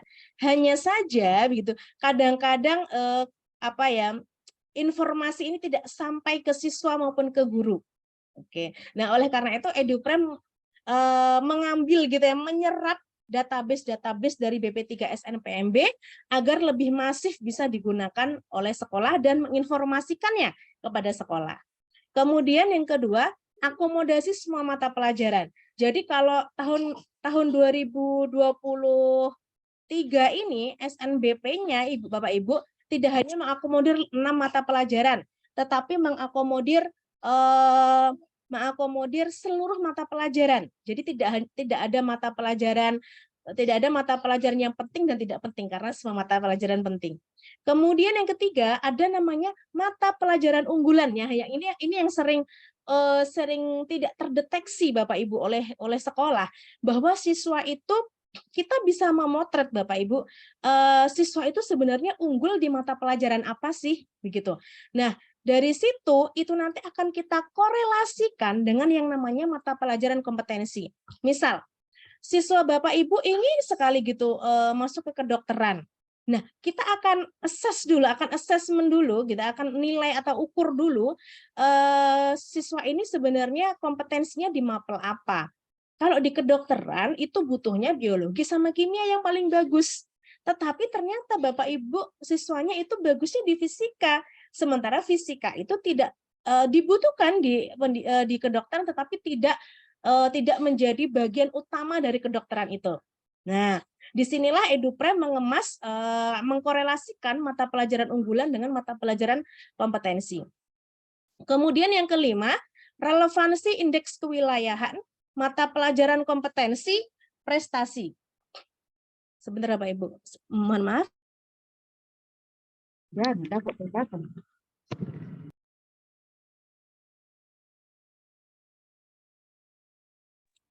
Baik, kemudian relevansi indeks kewilayahan, mata pelajaran kompetensi dan prestasi. Jadi indeks kewilayahan Bapak Ibu kalau di SNBP itu kan salah satu syaratnya adalah prodi atau PTN itu harus satu provinsi dengan sekolah asal. Kemudian korelasi antara mata pelajaran unggulan dengan mata pelajaran kompetensi ini sangat penting Bapak Ibu. Kemudian bagaimana prestasi ini menjadi parameter lain dalam penilaian SNBP, ini akan dikemas dalam satu platform. Kemudian, ya, analisa peluang diterima prodi pilihan nanti dengan kondisi siswa yang seperti ini, analisanya siswa ini kemungkinan besar bisa nggak diterima di prodi pilihan berdasarkan minat maupun kemampuan. Kemudian, nah yang ini yang menjadi hal yang sangat penting Bapak Ibu. Bapak Ibu nanti, Bapak Ibu kepala sekolah maupun guru BK tentunya karena menjadi penanggung jawab dari SNBP di setiap sekolah akan mendapatkan list siswa yang memilih prodi yang sama. Jadi siswa itu nanti akan bisa mengukur dirinya. Jadi akan terjadi self assessment di situ bahwa siswa ini kalau saya memilih prodi ini, sementara teman saya juga pilih, kira-kira saya ini bisa diterima nggak ya? Peluang saya diterima akan naik atau akan turun. Nah, di sini nanti EduPrem memunculkan atau menciptakan inovasi di bagian ini. Kemudian ada rekomendasi berdasarkan minat dan prestasi siswa. Sekali lagi bahwa EduPrem berusaha tidak hanya berlaku atau berfokus pada kegiatan kognitif, tetapi bagaimana kami mengakomodir aspek-aspek non-kognitif maupun aspek-aspek soft skill yang dimiliki oleh siswa. Seperti itu. Nah, Bapak Ibu, selanjutnya saya mohon izin untuk mendemokan USS SNBP itu yang kayak gimana sih gitu. Nah, ini kami sudah siapkan. Oke. Kami sudah siapkan di sini dashboard-nya Bapak Ibu. Saya sudah login. Kemudian di sini adalah dashboard untuk USS SNBP. Di sini nanti saya akan memilih kelasnya. Dipilih kelasnya, kemudian semester 5 dan saya kirim. Di sini Bapak Ibu nanti bisa melihat mata pelajaran yang dimunculkan di sekolah. Jadi kalau ada yang namanya mata pelajaran minat, misalkan di sekolah saya nggak ada bahasa Arab, ya sudah di sini disilang. Tapi kalau ada bahasa Arab ya nanti di sini dicentang. Seperti itu, tinggal seperti itu Bapak Ibu. Jadi kami sudah siapkan database mata pelajarannya. Bapak Ibu tinggal pilih begitu. Tinggal pilih mata pelajaran yang diajarkan di sekolah. Seperti itu. Kemudian nanti di sini ada buka semua input sama tutup semua input. Buka semua input ini artinya apa? Siswa akan bisa mengisi sendiri nilainya. Kalau di sekolah yang bertugas mengisi PDSS gitu, biasanya ada proktornya, ada timnya begitu. Nah, nanti di sini kami berikan keleluasaan kepada sekolah untuk mengatur kebijakan, apakah siswa boleh mengisi atau harus sekolah yang mengisi, itu semuanya kami berikan kewenangan, kebebasan kepada sekolah untuk mengatur. Kemudian di sini ada report juga, ada buka semua report dan tutup semua report. Buka semua report artinya apa? Siswa akan bisa melihat reportnya sendiri. Kalau tutup semua report, report hanya akan bisa dibuka oleh Bapak Ibu guru BK atau admin sekolah dari yang pegang dashboard ini.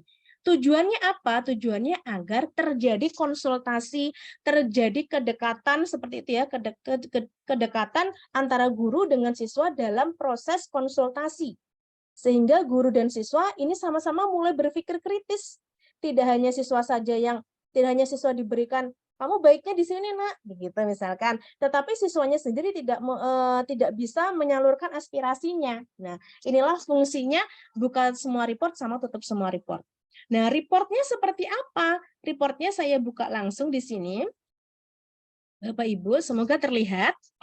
Jadi misalkan atas nama Furintasari, gitu ya, atas nama saya begitu ya, ingin masuk kedokteran UGM Bapak Ibu. Kemudian di sini ada yang namanya identitas gitu atau detail dari pilihan prodi. Kemudian ini semuanya sudah kami ambil dari database-nya BP3SNPMB. Kemudian nilai rata-rata rapor saya ternyata hanya 84,68. Sementara berdasarkan tren, kalau nilai itu kan sebenarnya bisa diprediksi begitu. Jadi prediksi nilai rataan minimal yang dibutuhkan itu adalah 91,35. Karena nilai saya masih di bawah, maka di sini kategorinya adalah pertimbangkan pilihan lain. Artinya bahwa saya disarankan gitu oleh EduPrime untuk memilih prodi lain yang nilainya bisa sesuai dengan nilai saya. Begitu. Kemudian sama dengan Undip Gizi itu juga sama prosesnya seperti itu. Kemudian di sini nanti akan ada detail dari nilai siswa, nilai rapor siswa. Kemudian di sini yang saya sampaikan Bapak Ibu yang namanya mata pelajaran unggulan. Jadi kita bisa melakukan assessment, bisa melakukan kajian begitu terhadap mata pelajaran unggulan. Ternyata siswa Furintasari ini bagusnya di matematika minat dan biologi. Sementara mata pelajaran yang dibutuhkan di kedokteran setidaknya itu ada biologi saja, kimia saja, atau biologi dan kimia. Seperti itu. Kemudian untuk gizi juga sama ternyata, bisa biologi saja, kimia saja, atau biologi kimia. Nah, mata pelajaran kompetensi ini sudah kami sesuaikan dengan keputusan Menteri nomor 345 yang berkaitan dengan mata pelajaran penunjang. Di sini ada parameter penentu lain Bapak Ibu, ada indeks kewilayahan, prestasi, mata pelajaran kompetensi, dan sebagainya. Di sini sudah kami sampaikan, kami tunjukkan diagnosisnya seperti apa. Nah, ini Bapak Ibu yang menjadi poin penting untuk siswa, bahwa siswa ini bisa loh memilih berdasarkan minat saja, berdasarkan kemampuan saja, maupun berdasarkan keduanya. Nah, di sini sudah kami munculkan prodi-prodi yang bisa dipilih oleh siswa se-Indonesia, seperti itu. Baik, jadi USS SNBP seperti itu Bapak Ibu. Nanti siswa juga bisa mengisi reportnya sendiri, mengisi rapotnya sendiri seperti itu. Saya lanjutkan ke PPT saya berkaitan dengan pemanfaatan platform digital. Oke, yang kedua Bapak Ibu, inovasi yang kami ciptakan itu adalah asesmen diagnostik implementasi kurikulum merdeka. Kita sepakat bahwa saat ini di Indonesia yang mendapatkan atensi lebih itu adalah asesmen sumatif. Sementara asesmen diagnostik yang menjadi bagian dari asesmen formatif ini tidak terlalu mendapatkan atensi. Nah, saya jelaskan sedikit, Bapak Ibu mungkin sudah sangat paham berkaitan dengan jurisdis assessment. Jadi secara garis besar assessment itu ada dua, yaitu assessment formatif dan sumatif. Di assessment formatif itu ada yang namanya assessment for learning dan ada yang namanya assessment as learning. Assessment for learning ini assessment di awal pembelajaran. Jadi saat siswa masuk didiagnosis dulu Bapak Ibu, kemampuannya di mana, kelemahannya di mana, seperti itu. Kemudian ada yang namanya assessment as learning, ini selama proses pembelajaran. Biasanya bersifat portofolio. Jadi selama proses pembelajaran, prosesnya pun dinilai. Kemudian jenis assessment yang kedua adalah assessment of learning yang menjadi assessment di akhir pembelajaran yang biasa kita sebut sebagai PAS, PAT, dan sebagainya.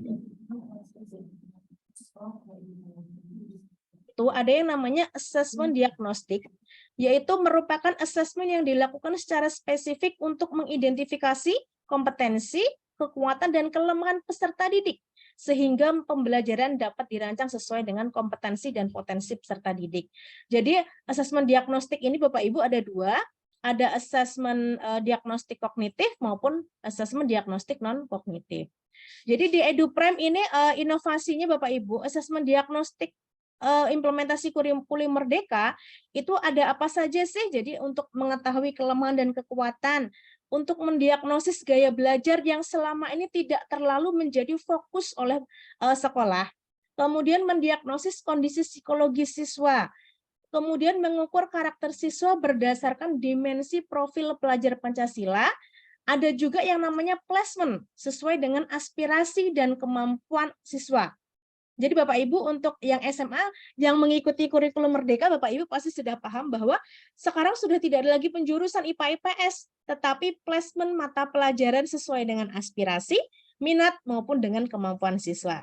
Dan yang terakhir untuk asesmen diagnostik kurikulum Merdeka SMA ada yang namanya rekomendasi P5. Jadi Bapak Ibu nanti sesuai dengan kondisi karakter siswa, tema P5 apa yang cocok? Nah, nanti kami berikan rekomendasinya. Sementara untuk jenjang SMP Bapak Ibu, fungsi dari ADIKM ini adalah mengetahui kelemahan dan kekuatan siswa tentu dari sisi kognitif maupun non-kognitif, kemudian mendiagnosis gaya belajar karena ini sangat penting Bapak Ibu agar pembelajaran itu berlangsung secara efektif. Kemudian mendiagnosis kondisi psikologis siswa. Yang keempat, mendiagnosis kecerdasan majemuk siswa. Yang kelima, mengukur kondisi karakter, dan yang keenam adalah rekomendasi P5. Jadi ADIKM SMP ini sudah kami sesuaikan dengan peraturan-peraturan yang ditetapkan oleh pemerintah. Selanjutnya, manfaatnya seperti apa? Manfaatnya adalah teaching at the right level, kemudian sarana kolaborasi antar pengajar, variasi metode pembelajaran, dan implementasi P5. Dan semua ini Bapak Ibu sudah berkaitan dengan transformasi. Kita sudah melakukan transformasi pendidikan, harapannya inovasi-inovasi ini bisa diterapkan di sekolah, sehingga sekolah pun juga sudah siap untuk mengimplementasikan kurikulum Merdeka dan siap untuk bertransformasi. Dan yang terakhir Bapak Ibu ada simulasi asesmen nasional. Berdasarkan rapor pendidikan publik Bapak Ibu yang saat ini belum bisa diakses karena sedang proses pembaharuan, itu dari level SD, SMP, dan SMA SMK itu ternyata numerasinya masih di bawah kompetensi minimum semua. Sementara untuk literasi hanya jenjang SMK, SMA, SMK yang mencapai kompetensi minimum. Jadi sumbernya dari pusmendikemdikbud.go.id. Seperti itu Bapak Ibu. Untuk penilaian asesmen nasional yang inovasi dari EduPrime, ini kami menggunakan yang namanya metode penilaian multi-stage adaptive test sesuai yang digunakan oleh Pusmendik, Kemdikbud, itu menggunakan ini harusnya stage 3 ya Bapak Ibu. Jadi stage ini nanti akan mendapatkan soal yang berbeda sesuai dengan kemampuan siswa, sehingga nanti akan bisa teridentifikasi mana siswa mahir, mana siswa cakap, mana siswa dasar, dan mana siswa perlu intervensi khusus. Seperti itu Bapak Ibu, terima kasih atas waktunya, mohon maaf jika terlalu panjang Bapak Ibu, semoga Bapak Ibu berkenan, kurang dan lebihnya kami mohon maaf. Saya kembalikan ke Mas Agil. Silakan Mas Agil. Baik, terima kasih. Sekarang ketiga-tiganya sudah memberikan informasinya terkait dengan tema-tema di atas. Sebelum saya lanjut, mohon berikan apresiasi kepada 3 narasumber kita pada hari ini dengan Bapak Ibu semuanya memberikan respon dengan chat angka 2.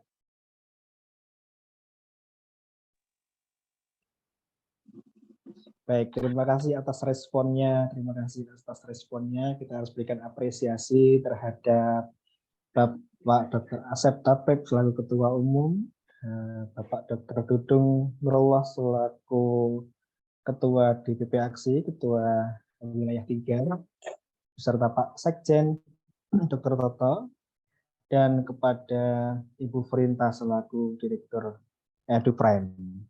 Ibu Frita banyak menjelaskan bagaimana dari sisi teknis ya kita menemukan sebuah terobosan-terobosan agar guru-guru di sekolah itu tidak lagi manual, dalam kata lain dalam proses pengolahan data yang ada di sekolah. Jadi kalau boleh saya garis bawahi bahwa transformasi digital itu bukan berarti sekolah yang tadinya ada gurunya lantas tidak ada gurunya. Karena berkaitan dengan kecerdasan buatan atau artificial intelligence kan katanya banyak tugas-tugas atau SDM yang akan digantikan oleh kemajuan teknologi tersebut gitu. Transformasi digital di dunia pendidikan itu artinya sekolah yang tadinya pakai konvensi model yang konvensional menjadi sekolah yang berbasis digital teknologi. Bukan orangnya, tapi support sistemnya. Walaupun tidak bisa kita pungkiri, hari ini TV One sudah meluncurkan bagaimana reporternya sudah digantikan dengan orang yang artificial intelligence, ya, orang AI, kecerdasan buatan. Bagaimana Bank BCA sudah menggunakan teknologi itu dalam memberikan pelayanan kepada nasabahnya.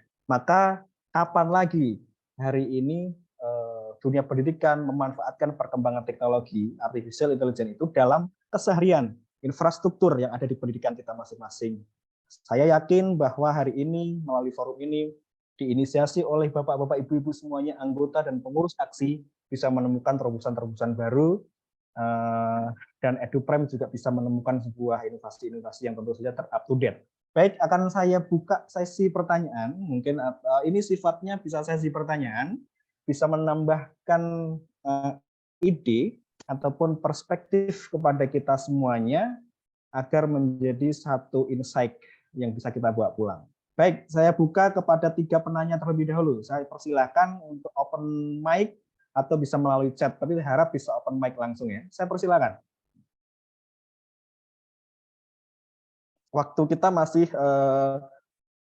ada 18 ya. Kalau kita terjadwal sampai pukul 16, maka masih ada waktu 15 menit lebih untuk saya pergunakan untuk sesi pertanyaan. Mungkin kepada narasumber pertama sebagai tadi topik peran guru atau transformasi, atau yang ketiga.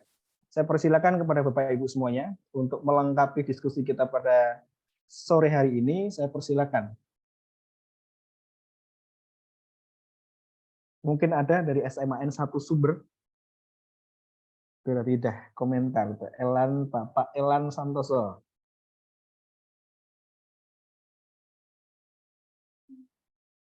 Silakan. Ada yang mau menanggapi, menambahkan narasi atau mungkin pertanyaan dan lain sebagainya?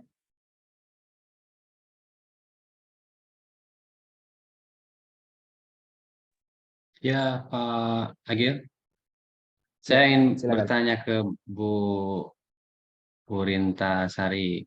Ya, monggo. Dan pada Dr. Dudung juga nih, pada ini untuk menyamakan persepsi kita sama-sama di lapangan.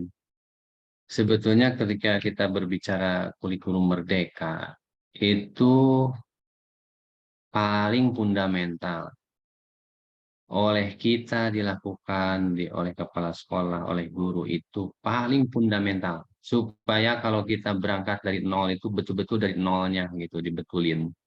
Nah itu sebetulnya menurut Pak Dr. Dudung, Pak Dr. Asep, kemudian Ibu Konita, itu yang mana sih sebetulnya yang harus kita garap terus itu di situ. Jangan loncat-loncat gitu. Kalau orang Sunda itu nanti ujung-ujungnya cacak nangkaun gitu.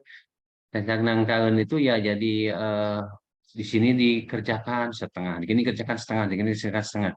Tapi kita tuh harus menyamakan persepsi kalau ingin berubah. Yuk kita garap yang ini dulu begitu poinnya. Dan ini adalah titik nolnya. Dan ini harus berangkat dari titik ini. Baru kalau ini digarap sama-sama, sedikit demi sedikit kita akan mengalami perubahan. Begitu. Terima kasih. Assalamualaikum warahmatullahi wabarakatuh. Waalaikumsalam warahmatullahi wabarakatuh. Saya tampung dulu atau ada lagi 2 penanya? Coba saya buka. Atau saya langsung lempar pertanyaannya untuk segera dijawab oleh Dr. Dudung dulu, Pak. Tadi pertanyaannya adalah hal fundamental. yang prioritas untuk kita garap itu sebenarnya yang mana nih? Kita sudah punya kurikulum merdeka, begitu katanya. Silakan Dr. Dudung, nanti setelah itu bisa disambung oleh Bu Purinta. Ya, jawaban yang tepat, presisinya nanti dari Ibu Purintasari ya, jawaban nanti Pak Sekjen, jawaban yang tepatnya. Cuma saya sedikit memberikan sebuah pengantar dulu lah sebelum Bu Purintasari nanti menjelaskan.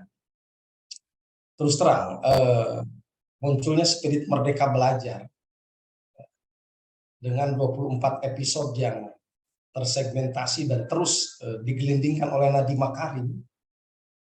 Episode ke-24 itu kan sesungguhnya memberikan, sebelum ke Merdeka ya, episode terakhir itu memberikan sebuah penguatan kembali, teguran kembali bahwa anak TK itu, anak PAUD itu ketika masuk ke SD itu jangan punya kesan pertama dijajah, tidak merdeka. Dia harus calistung, tidak seperti itu. Jadi tidak ada syarat anak PAUD masuk ke SD itu mesti punya kompetensi baca tulis hitung. Dari situ aja ada proses yang lebih afirmatif terhadap anak didik. Karena yang paling penting bagi anak didik di PAUD itu kan belajar. Bahkan mungkin kelas 1 SD juga tidak harus bisa membaca itu di ujung episode ke-24. Ya, kalau kita menangkap esensi ya, atau spirit Merdeka Belajar, saya pernah berdiskusi dengan beliau, saya sendiri kan masih meraba-raba. Yang jelas Pak Sekjen, bahwa dunia pendidikan kita, tadi sudah saya jelaskan, bahwa kepala sekolah juga itu kental dengan sangat birokratis. Ya, yang merdeka itu di dunia pendidikan, menurut saya secara subjektif, Bu Purintasari, ada 3. 1, guru. Yang kedua, pengawas atau bolehlah Wijaya Iswara. Yang ketiga adalah dosen. Jadi guru, dosen, pengawas, ini pribadi-pribadi yang jauh lebih merdeka dibanding kepala sekolah. Karena kepala sekolah agak terpasung oleh hari ini saja yang hadir di bawah 40. Karena yang lainnya terpasung oleh kepentingan-kepentingan administratif, kepentingan birokrasi. Artinya kan tidak merdeka. Ada teman saya yang sangat ekstrim mengatakan begini Pak Sekjen.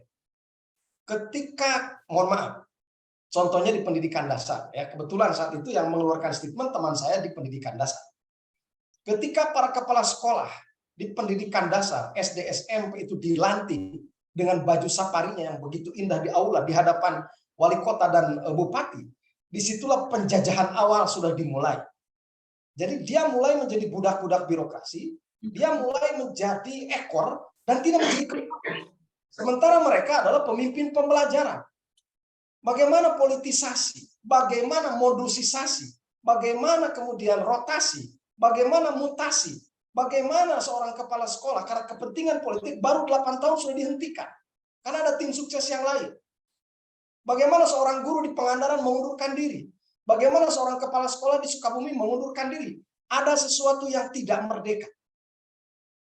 Jadi bila kita definisikan merdeka di dunia pendidikan kita, ya merdeka segala-galanya. Artinya kedaulatan mulai dari anak didik, pendidik, kepala sekolahnya, birokrasi, pemimpin birokrasinya, kadisdiknya pun harus merdeka. Sehingga sisakan kemerdekaan khususnya di dunia pendidikan kita.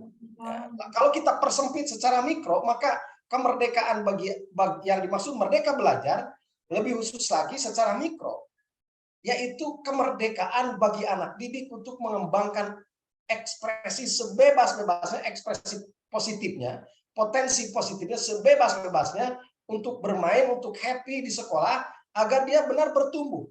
Dan kemudian setiap guru itu wajib memberikan apresiasi yang sangat luas, yang sangat baik kepada setiap anak didik. Maka pendekatan pembelajaran berdiferensiasi sesungguhnya adalah itu satu bentuk pengakuan terhadap unikasi atau sejumlah potensi anak didik. Jangan terlalu anak didik itu klasikal atau kolosal. Pada saat upacara, pada saat di kelas saja, tapi perlu pendekatan personal yang memerdekakan dirinya dari sesuatu yang tidak terdeteksi sebelumnya. Jadi mohon maaf Pak Sekjen, sekali lagi merdeka pengertiannya luas, politisasi dunia pendidikan mesti dibebaskan, para pejabat pendidikan mesti merdeka agar dia lebih ekspresif, anak didik pun mesti merdeka untuk mencurahkan potensinya, meminimalisir impotensinya. Saya pikir begitu, lebih jelasnya oleh Ibu Purintasari nanti. Dan jangan lupa nanti saya minta nomor HP Bu Purintasari ya. Ada keperluan dialog untuk kepentingan sekolah. Terima kasih. Dengan senang hati, Dr. Dudung. Baik, silakan Oke. Dr. Asep mau menambahkan sebelum ke Ibu Purinta. Catatan dari saya soal merdeka adalah harus dimulai dari diri sendiri. Jadi merdeka itu adalah persepsi hari ini, bukan lagi perilaku. Ya. Dan merdeka hanya sebagai istilah, ternyata bukan maknawinya, bukan sejatinya merdeka. Ternyata karena merdeka belajar yang digulirkan pun ternyata penuh dengan koridor, penuh dengan aturan. Jadi tetap saja ya guru yang melaksanakan kurikulum merdeka yang termasuk dilatih di guru penggerak, kan? Mereka menggerakkan tapi dengan sejumlah koridor juga yang tidak memerdekakan juga sebenarnya. Terbukti mereka masih terkantuk-kantuk dan terpasung juga oleh tantangan dan tujuannya. Misalnya untuk mencapai kelulusannya. Ya. Nah itu. Karena kan kalau mereka bersikap tidak hanya mencapai kelulusan, yang jelas bagaimana mengimplementasikan kompetensi untuk proses pembelajaran yang memerdekakan gitu. Ya, memang hari ini masih kemerdekaannya masih sebatas pada istilah yang digulirkan oleh menteri saja. Seperti Mas Pak Dudung katakan tadi ya, jadi banyak kemerdekaan yang sebenarnya hanya cerita gitu ya. Itu saya kira dan harus dimulai dari diri sendiri sebenarnya kemerdekaan itu. Ketika dia sudah terbebas dari kungkungan dan berani untuk mengatakan tidak misalnya pada hal-hal yang mengungkung. Ya, kata Pak Dudung tadi kepala sekolah itu sudah terpasung, memang betul gitu kan, kemerdekaan itu juga tidak kemudian memberikan keleluasaan bagi Pak Dudung itu kepala sekolah penggerak angkatan pertama, tapi dia tidak punya kemerdekaan seluas-luasnya untuk menggerakkan sekolahnya juga karena terbatas juga gitu. Itu saya kira dan aksi mewadahi ekspresi-ekspresi itu. Jadi teman-teman yang bergabung di aksi yang kemudian hari ini hadir itu orang-orang yang merdeka sebenarnya. Karena sebenarnya mereka juga dituntut untuk berkegiatan di tempat lain gitu, tapi karena ada keinginan untuk mengakarkan diri dengan situasi kondisi yang diskusi dan kemudian mengasah istilah Pak Toto tadi keluar dari kandang ya, masuk ke kandang maya gitu kan, bukan ke luna maya, tapi kandang maya. Jadi artinya itu dari saya. Jadi kemerdekaan harus mulai dari diri sendiri, bagaimana memerdekakan diri dari paling tidak dari nafsunya sendiri, dari egonya sendiri, sehingga keputusan kita hanyalah kepada anak dan anak atau murid dan murid itu saja gitu. Nah barulah merdeka kita kalau sudah benar-benar melaksanakan kurikulum merdeka kalau sudah seperti itu konsepnya. Jadi dalam pikiran kita ketika kita cepat-cepat berangkat ke sekolah itu karena di pikiran kita ada anak yang dilayani, bukan karena ingin ngabsen. Kayak Pak Dudung cepat-cepat ke sekolah kan ingin ngasih kimob gitu. Ya, tidak lagi melaksanakan salaman antri dengan murid karena memikirkannya absen aja kimob gitu. Di online ngabsen gitu kan seperti itu. Jadi tidak lagi berpikir itu. Kehadiran kita ke sekolah adalah untuk murid dan murid. Terima kasih. Baik, terima kasih Pak Dr. Asep. Kalau saya boleh terjemahkan bahwa merdeka harus kita mulai dari diri sendiri. Pengertian merdeka adalah tidak terkooptasi oleh kepentingan apapun kecuali satu kepentingan, yaitu kepentingan siswa. Mungkin begitu bahasanya Pak Dr. Asep. Silakan Ibu Purinta. Oke, terima kasih Mas Agil.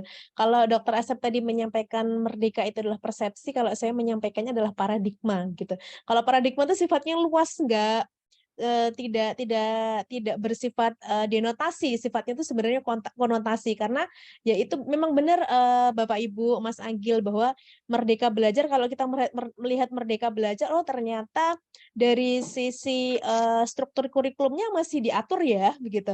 Ternyata dari sisi sekolah penggerak, misalkan sekolah penggerak ini sebagai aktor penggeraknya nanti ternyata juga banyak loh batasan-batasan yang ditetapkan sehingga susah bergerak juga, ya kita bergeraknya dalam wadah itu saja gitu, tidak bebas berekspresi. Misalkan di kelas kalau kita lihat di kelas kalau misalkan siswa bernyanyi-nyanyi tuh pasti banyak yang dilihat, kok di kelas nyanyi-nyanyi sih nggak belajar, padahal nyanyi itu juga belajar, seperti itu ya.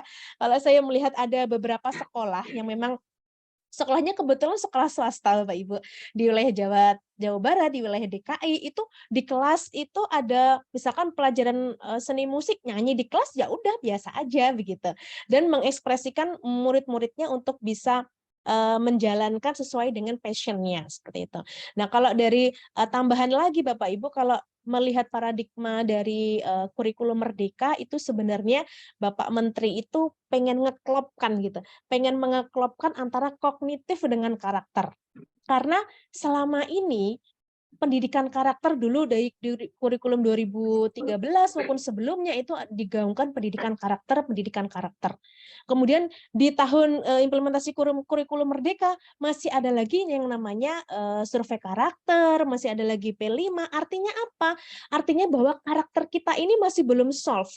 Gitu. Masih ada masalah besar, ditambah lagi dengan salah satu episode yang menjelaskan bahwa perundungan, bullying itu masih menjadi makanan sehari-hari di lingkungan sekolah, di lingkungan pendidikan. Itu kan menjadi hal yang sebenarnya ironis. Dunia pendidikan yang harusnya mendidik ternyata kok masih banyak karakter-karakter yang tidak baik. Karakter tidak baik mungkin juga harusnya seperti tadi di sekolah itu harusnya fokusnya untuk mendidik siswa menjadi generasi yang berkarakter unggul. Ternyata ada yang namanya modusisasi, ada yang namanya rotasi begitu, yang itu membuat kepala sekolah itu jadi nggak bebas akhirnya seperti itu. Nah, menurut saya dari core dari implementasi kurikulum Merdeka itu yang harus diperbaiki, apa yang harus diperbaiki adalah karakternya begitu. Karakternya seperti apa? Bahwa kepala sekolah mempunyai tujuan sebagai CEO, Chief Executive Organization begitu ya. Kalau tadi di Singapura itu kepala sekolah tugasnya adalah bagaimana mendidik, guru pun juga harusnya dididik ya, mendidik berkolaborasi bersama dengan guru dengan siswa. Jadi kepala sekolah tidak hanya bisa berkolaborasi dengan kepala sekolah lain, tetapi bagaimana berkolaborasi dengan guru maupun siswa. Saya sangat mengapresiasi sekali kepala sekolah yang dekat dengan siswanya begitu. Jadi biasanya kepala sekolah punya batasan dengan siswa, punya batasan dengan guru, tapi dengan kurikulum Merdeka ini dengan karakter yang baik tentunya untuk kepentingan pendidikan yang lebih baik, seluruh ekosistem dari sekolah ini bisa saling berkolaborasi. Jadi menurut saya, Dr. Toto, salah satu hal yang harus diperbaiki itu adalah berkaitan dengan karakter. Dan karakter itu tidak hanya dimulai dari sekolah, tetapi karakter dimulai dari diri sendiri, dari rumah, dan dari lingkungan masyarakat. Seperti itu, Mas Agil. Baik, terima kasih banyak. Nampaknya kita sudah di penghujung, Dinda, karena sudah pukul 4, tapi kalau boleh mungkin satu lagi pertanyaan, ada kesempatan? Kalau tidak, kayak saya cukupkan. Tapi akan saya buka untuk satu penanya, kalau masih ada.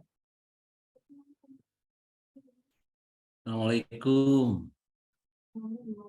Waalaikumsalam. Ya, silakan. Terima kasih. Silakan. Ya, terima kasih atas kesempatannya. Saya Dari Suleha. Pak. Oh, silakan. Ya, terima kasih. Saya Suleha Ya. dari SMA Negeri 1 Luragung, Kabupaten Kuningan, Pak. Pertama, saya ucapkan terima kasih ke Pak Sekjen, Pak Dr. Toto, sudah di share linknya sehingga saya bisa diskusi di sini, mendengarkan orang-orang hebat gitu.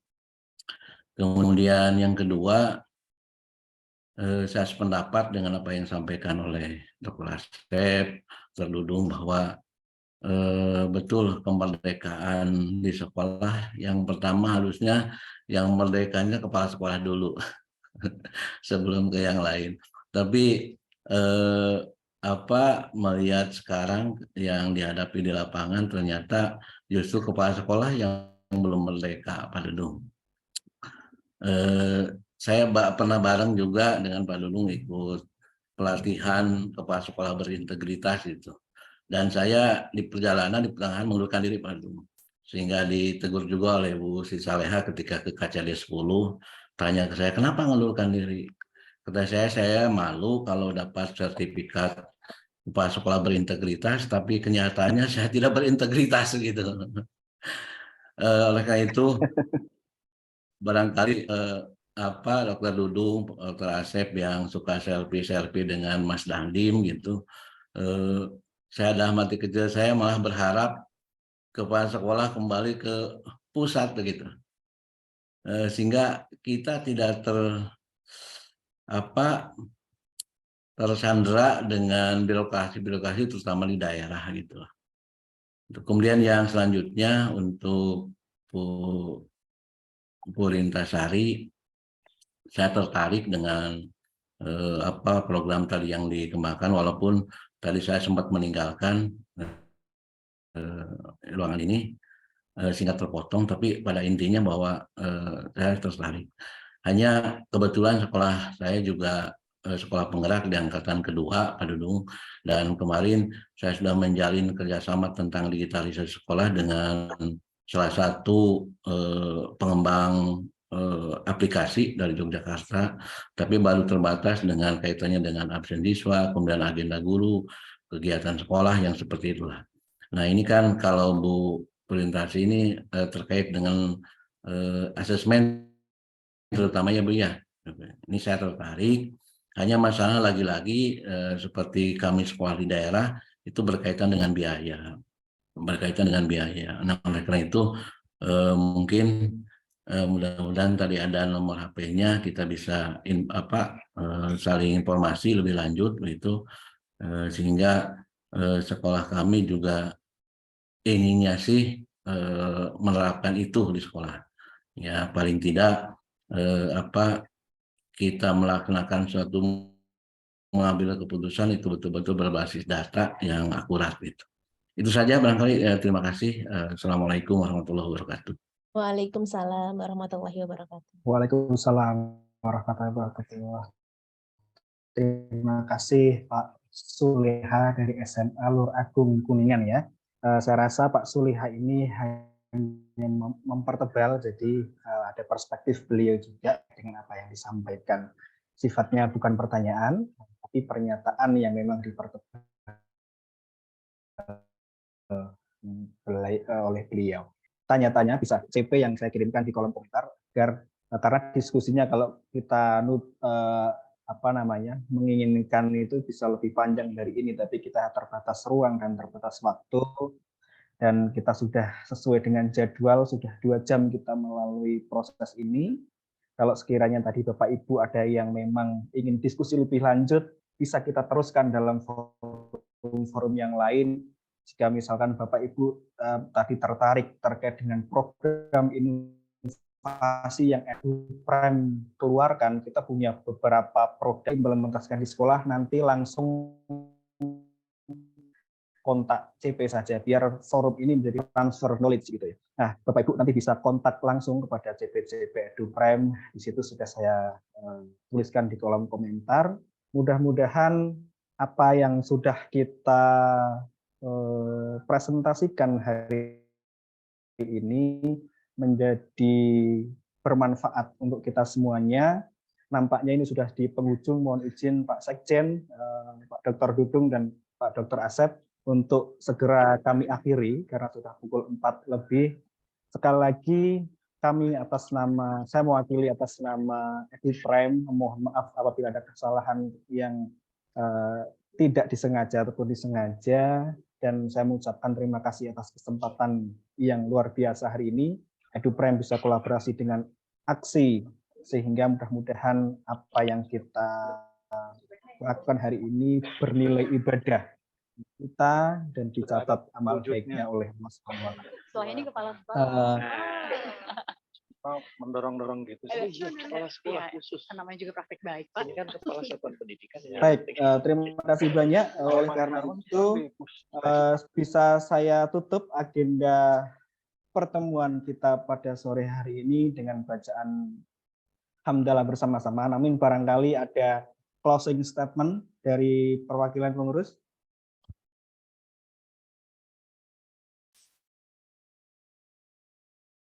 Nampaknya cukup ya. Baik, terima kasih banyak. atas atensinya hari ini. Sekali lagi mewakili EduPrime atas pertemuan hari ini. Apabila ada kekurangannya kami mohon maaf yang sebesar-besarnya. Saya tutup pertemuan sore hari ini. Billahi taufik wal hidayah. Wassalamualaikum warahmatullahi wabarakatuh. Waalaikumsalam warahmatullahi wabarakatuh. Terima kasih Dr. Toto, Dr. Dudung, Dr. Asep. Ya, Bu Terima terima kasih kasih. semuanya Bapak Ibu Agil. sekalian. Kami mohon izin untuk bisa Nuhun, end pamit. meeting. Assalamualaikum. Waalaikumsalam warahmatullahi Terima wabarakatuh. kasih Pak Dr. Toto. Ya. Izin untuk end meeting untuk semuanya Bapak Ibu sekalian. Terima kasih.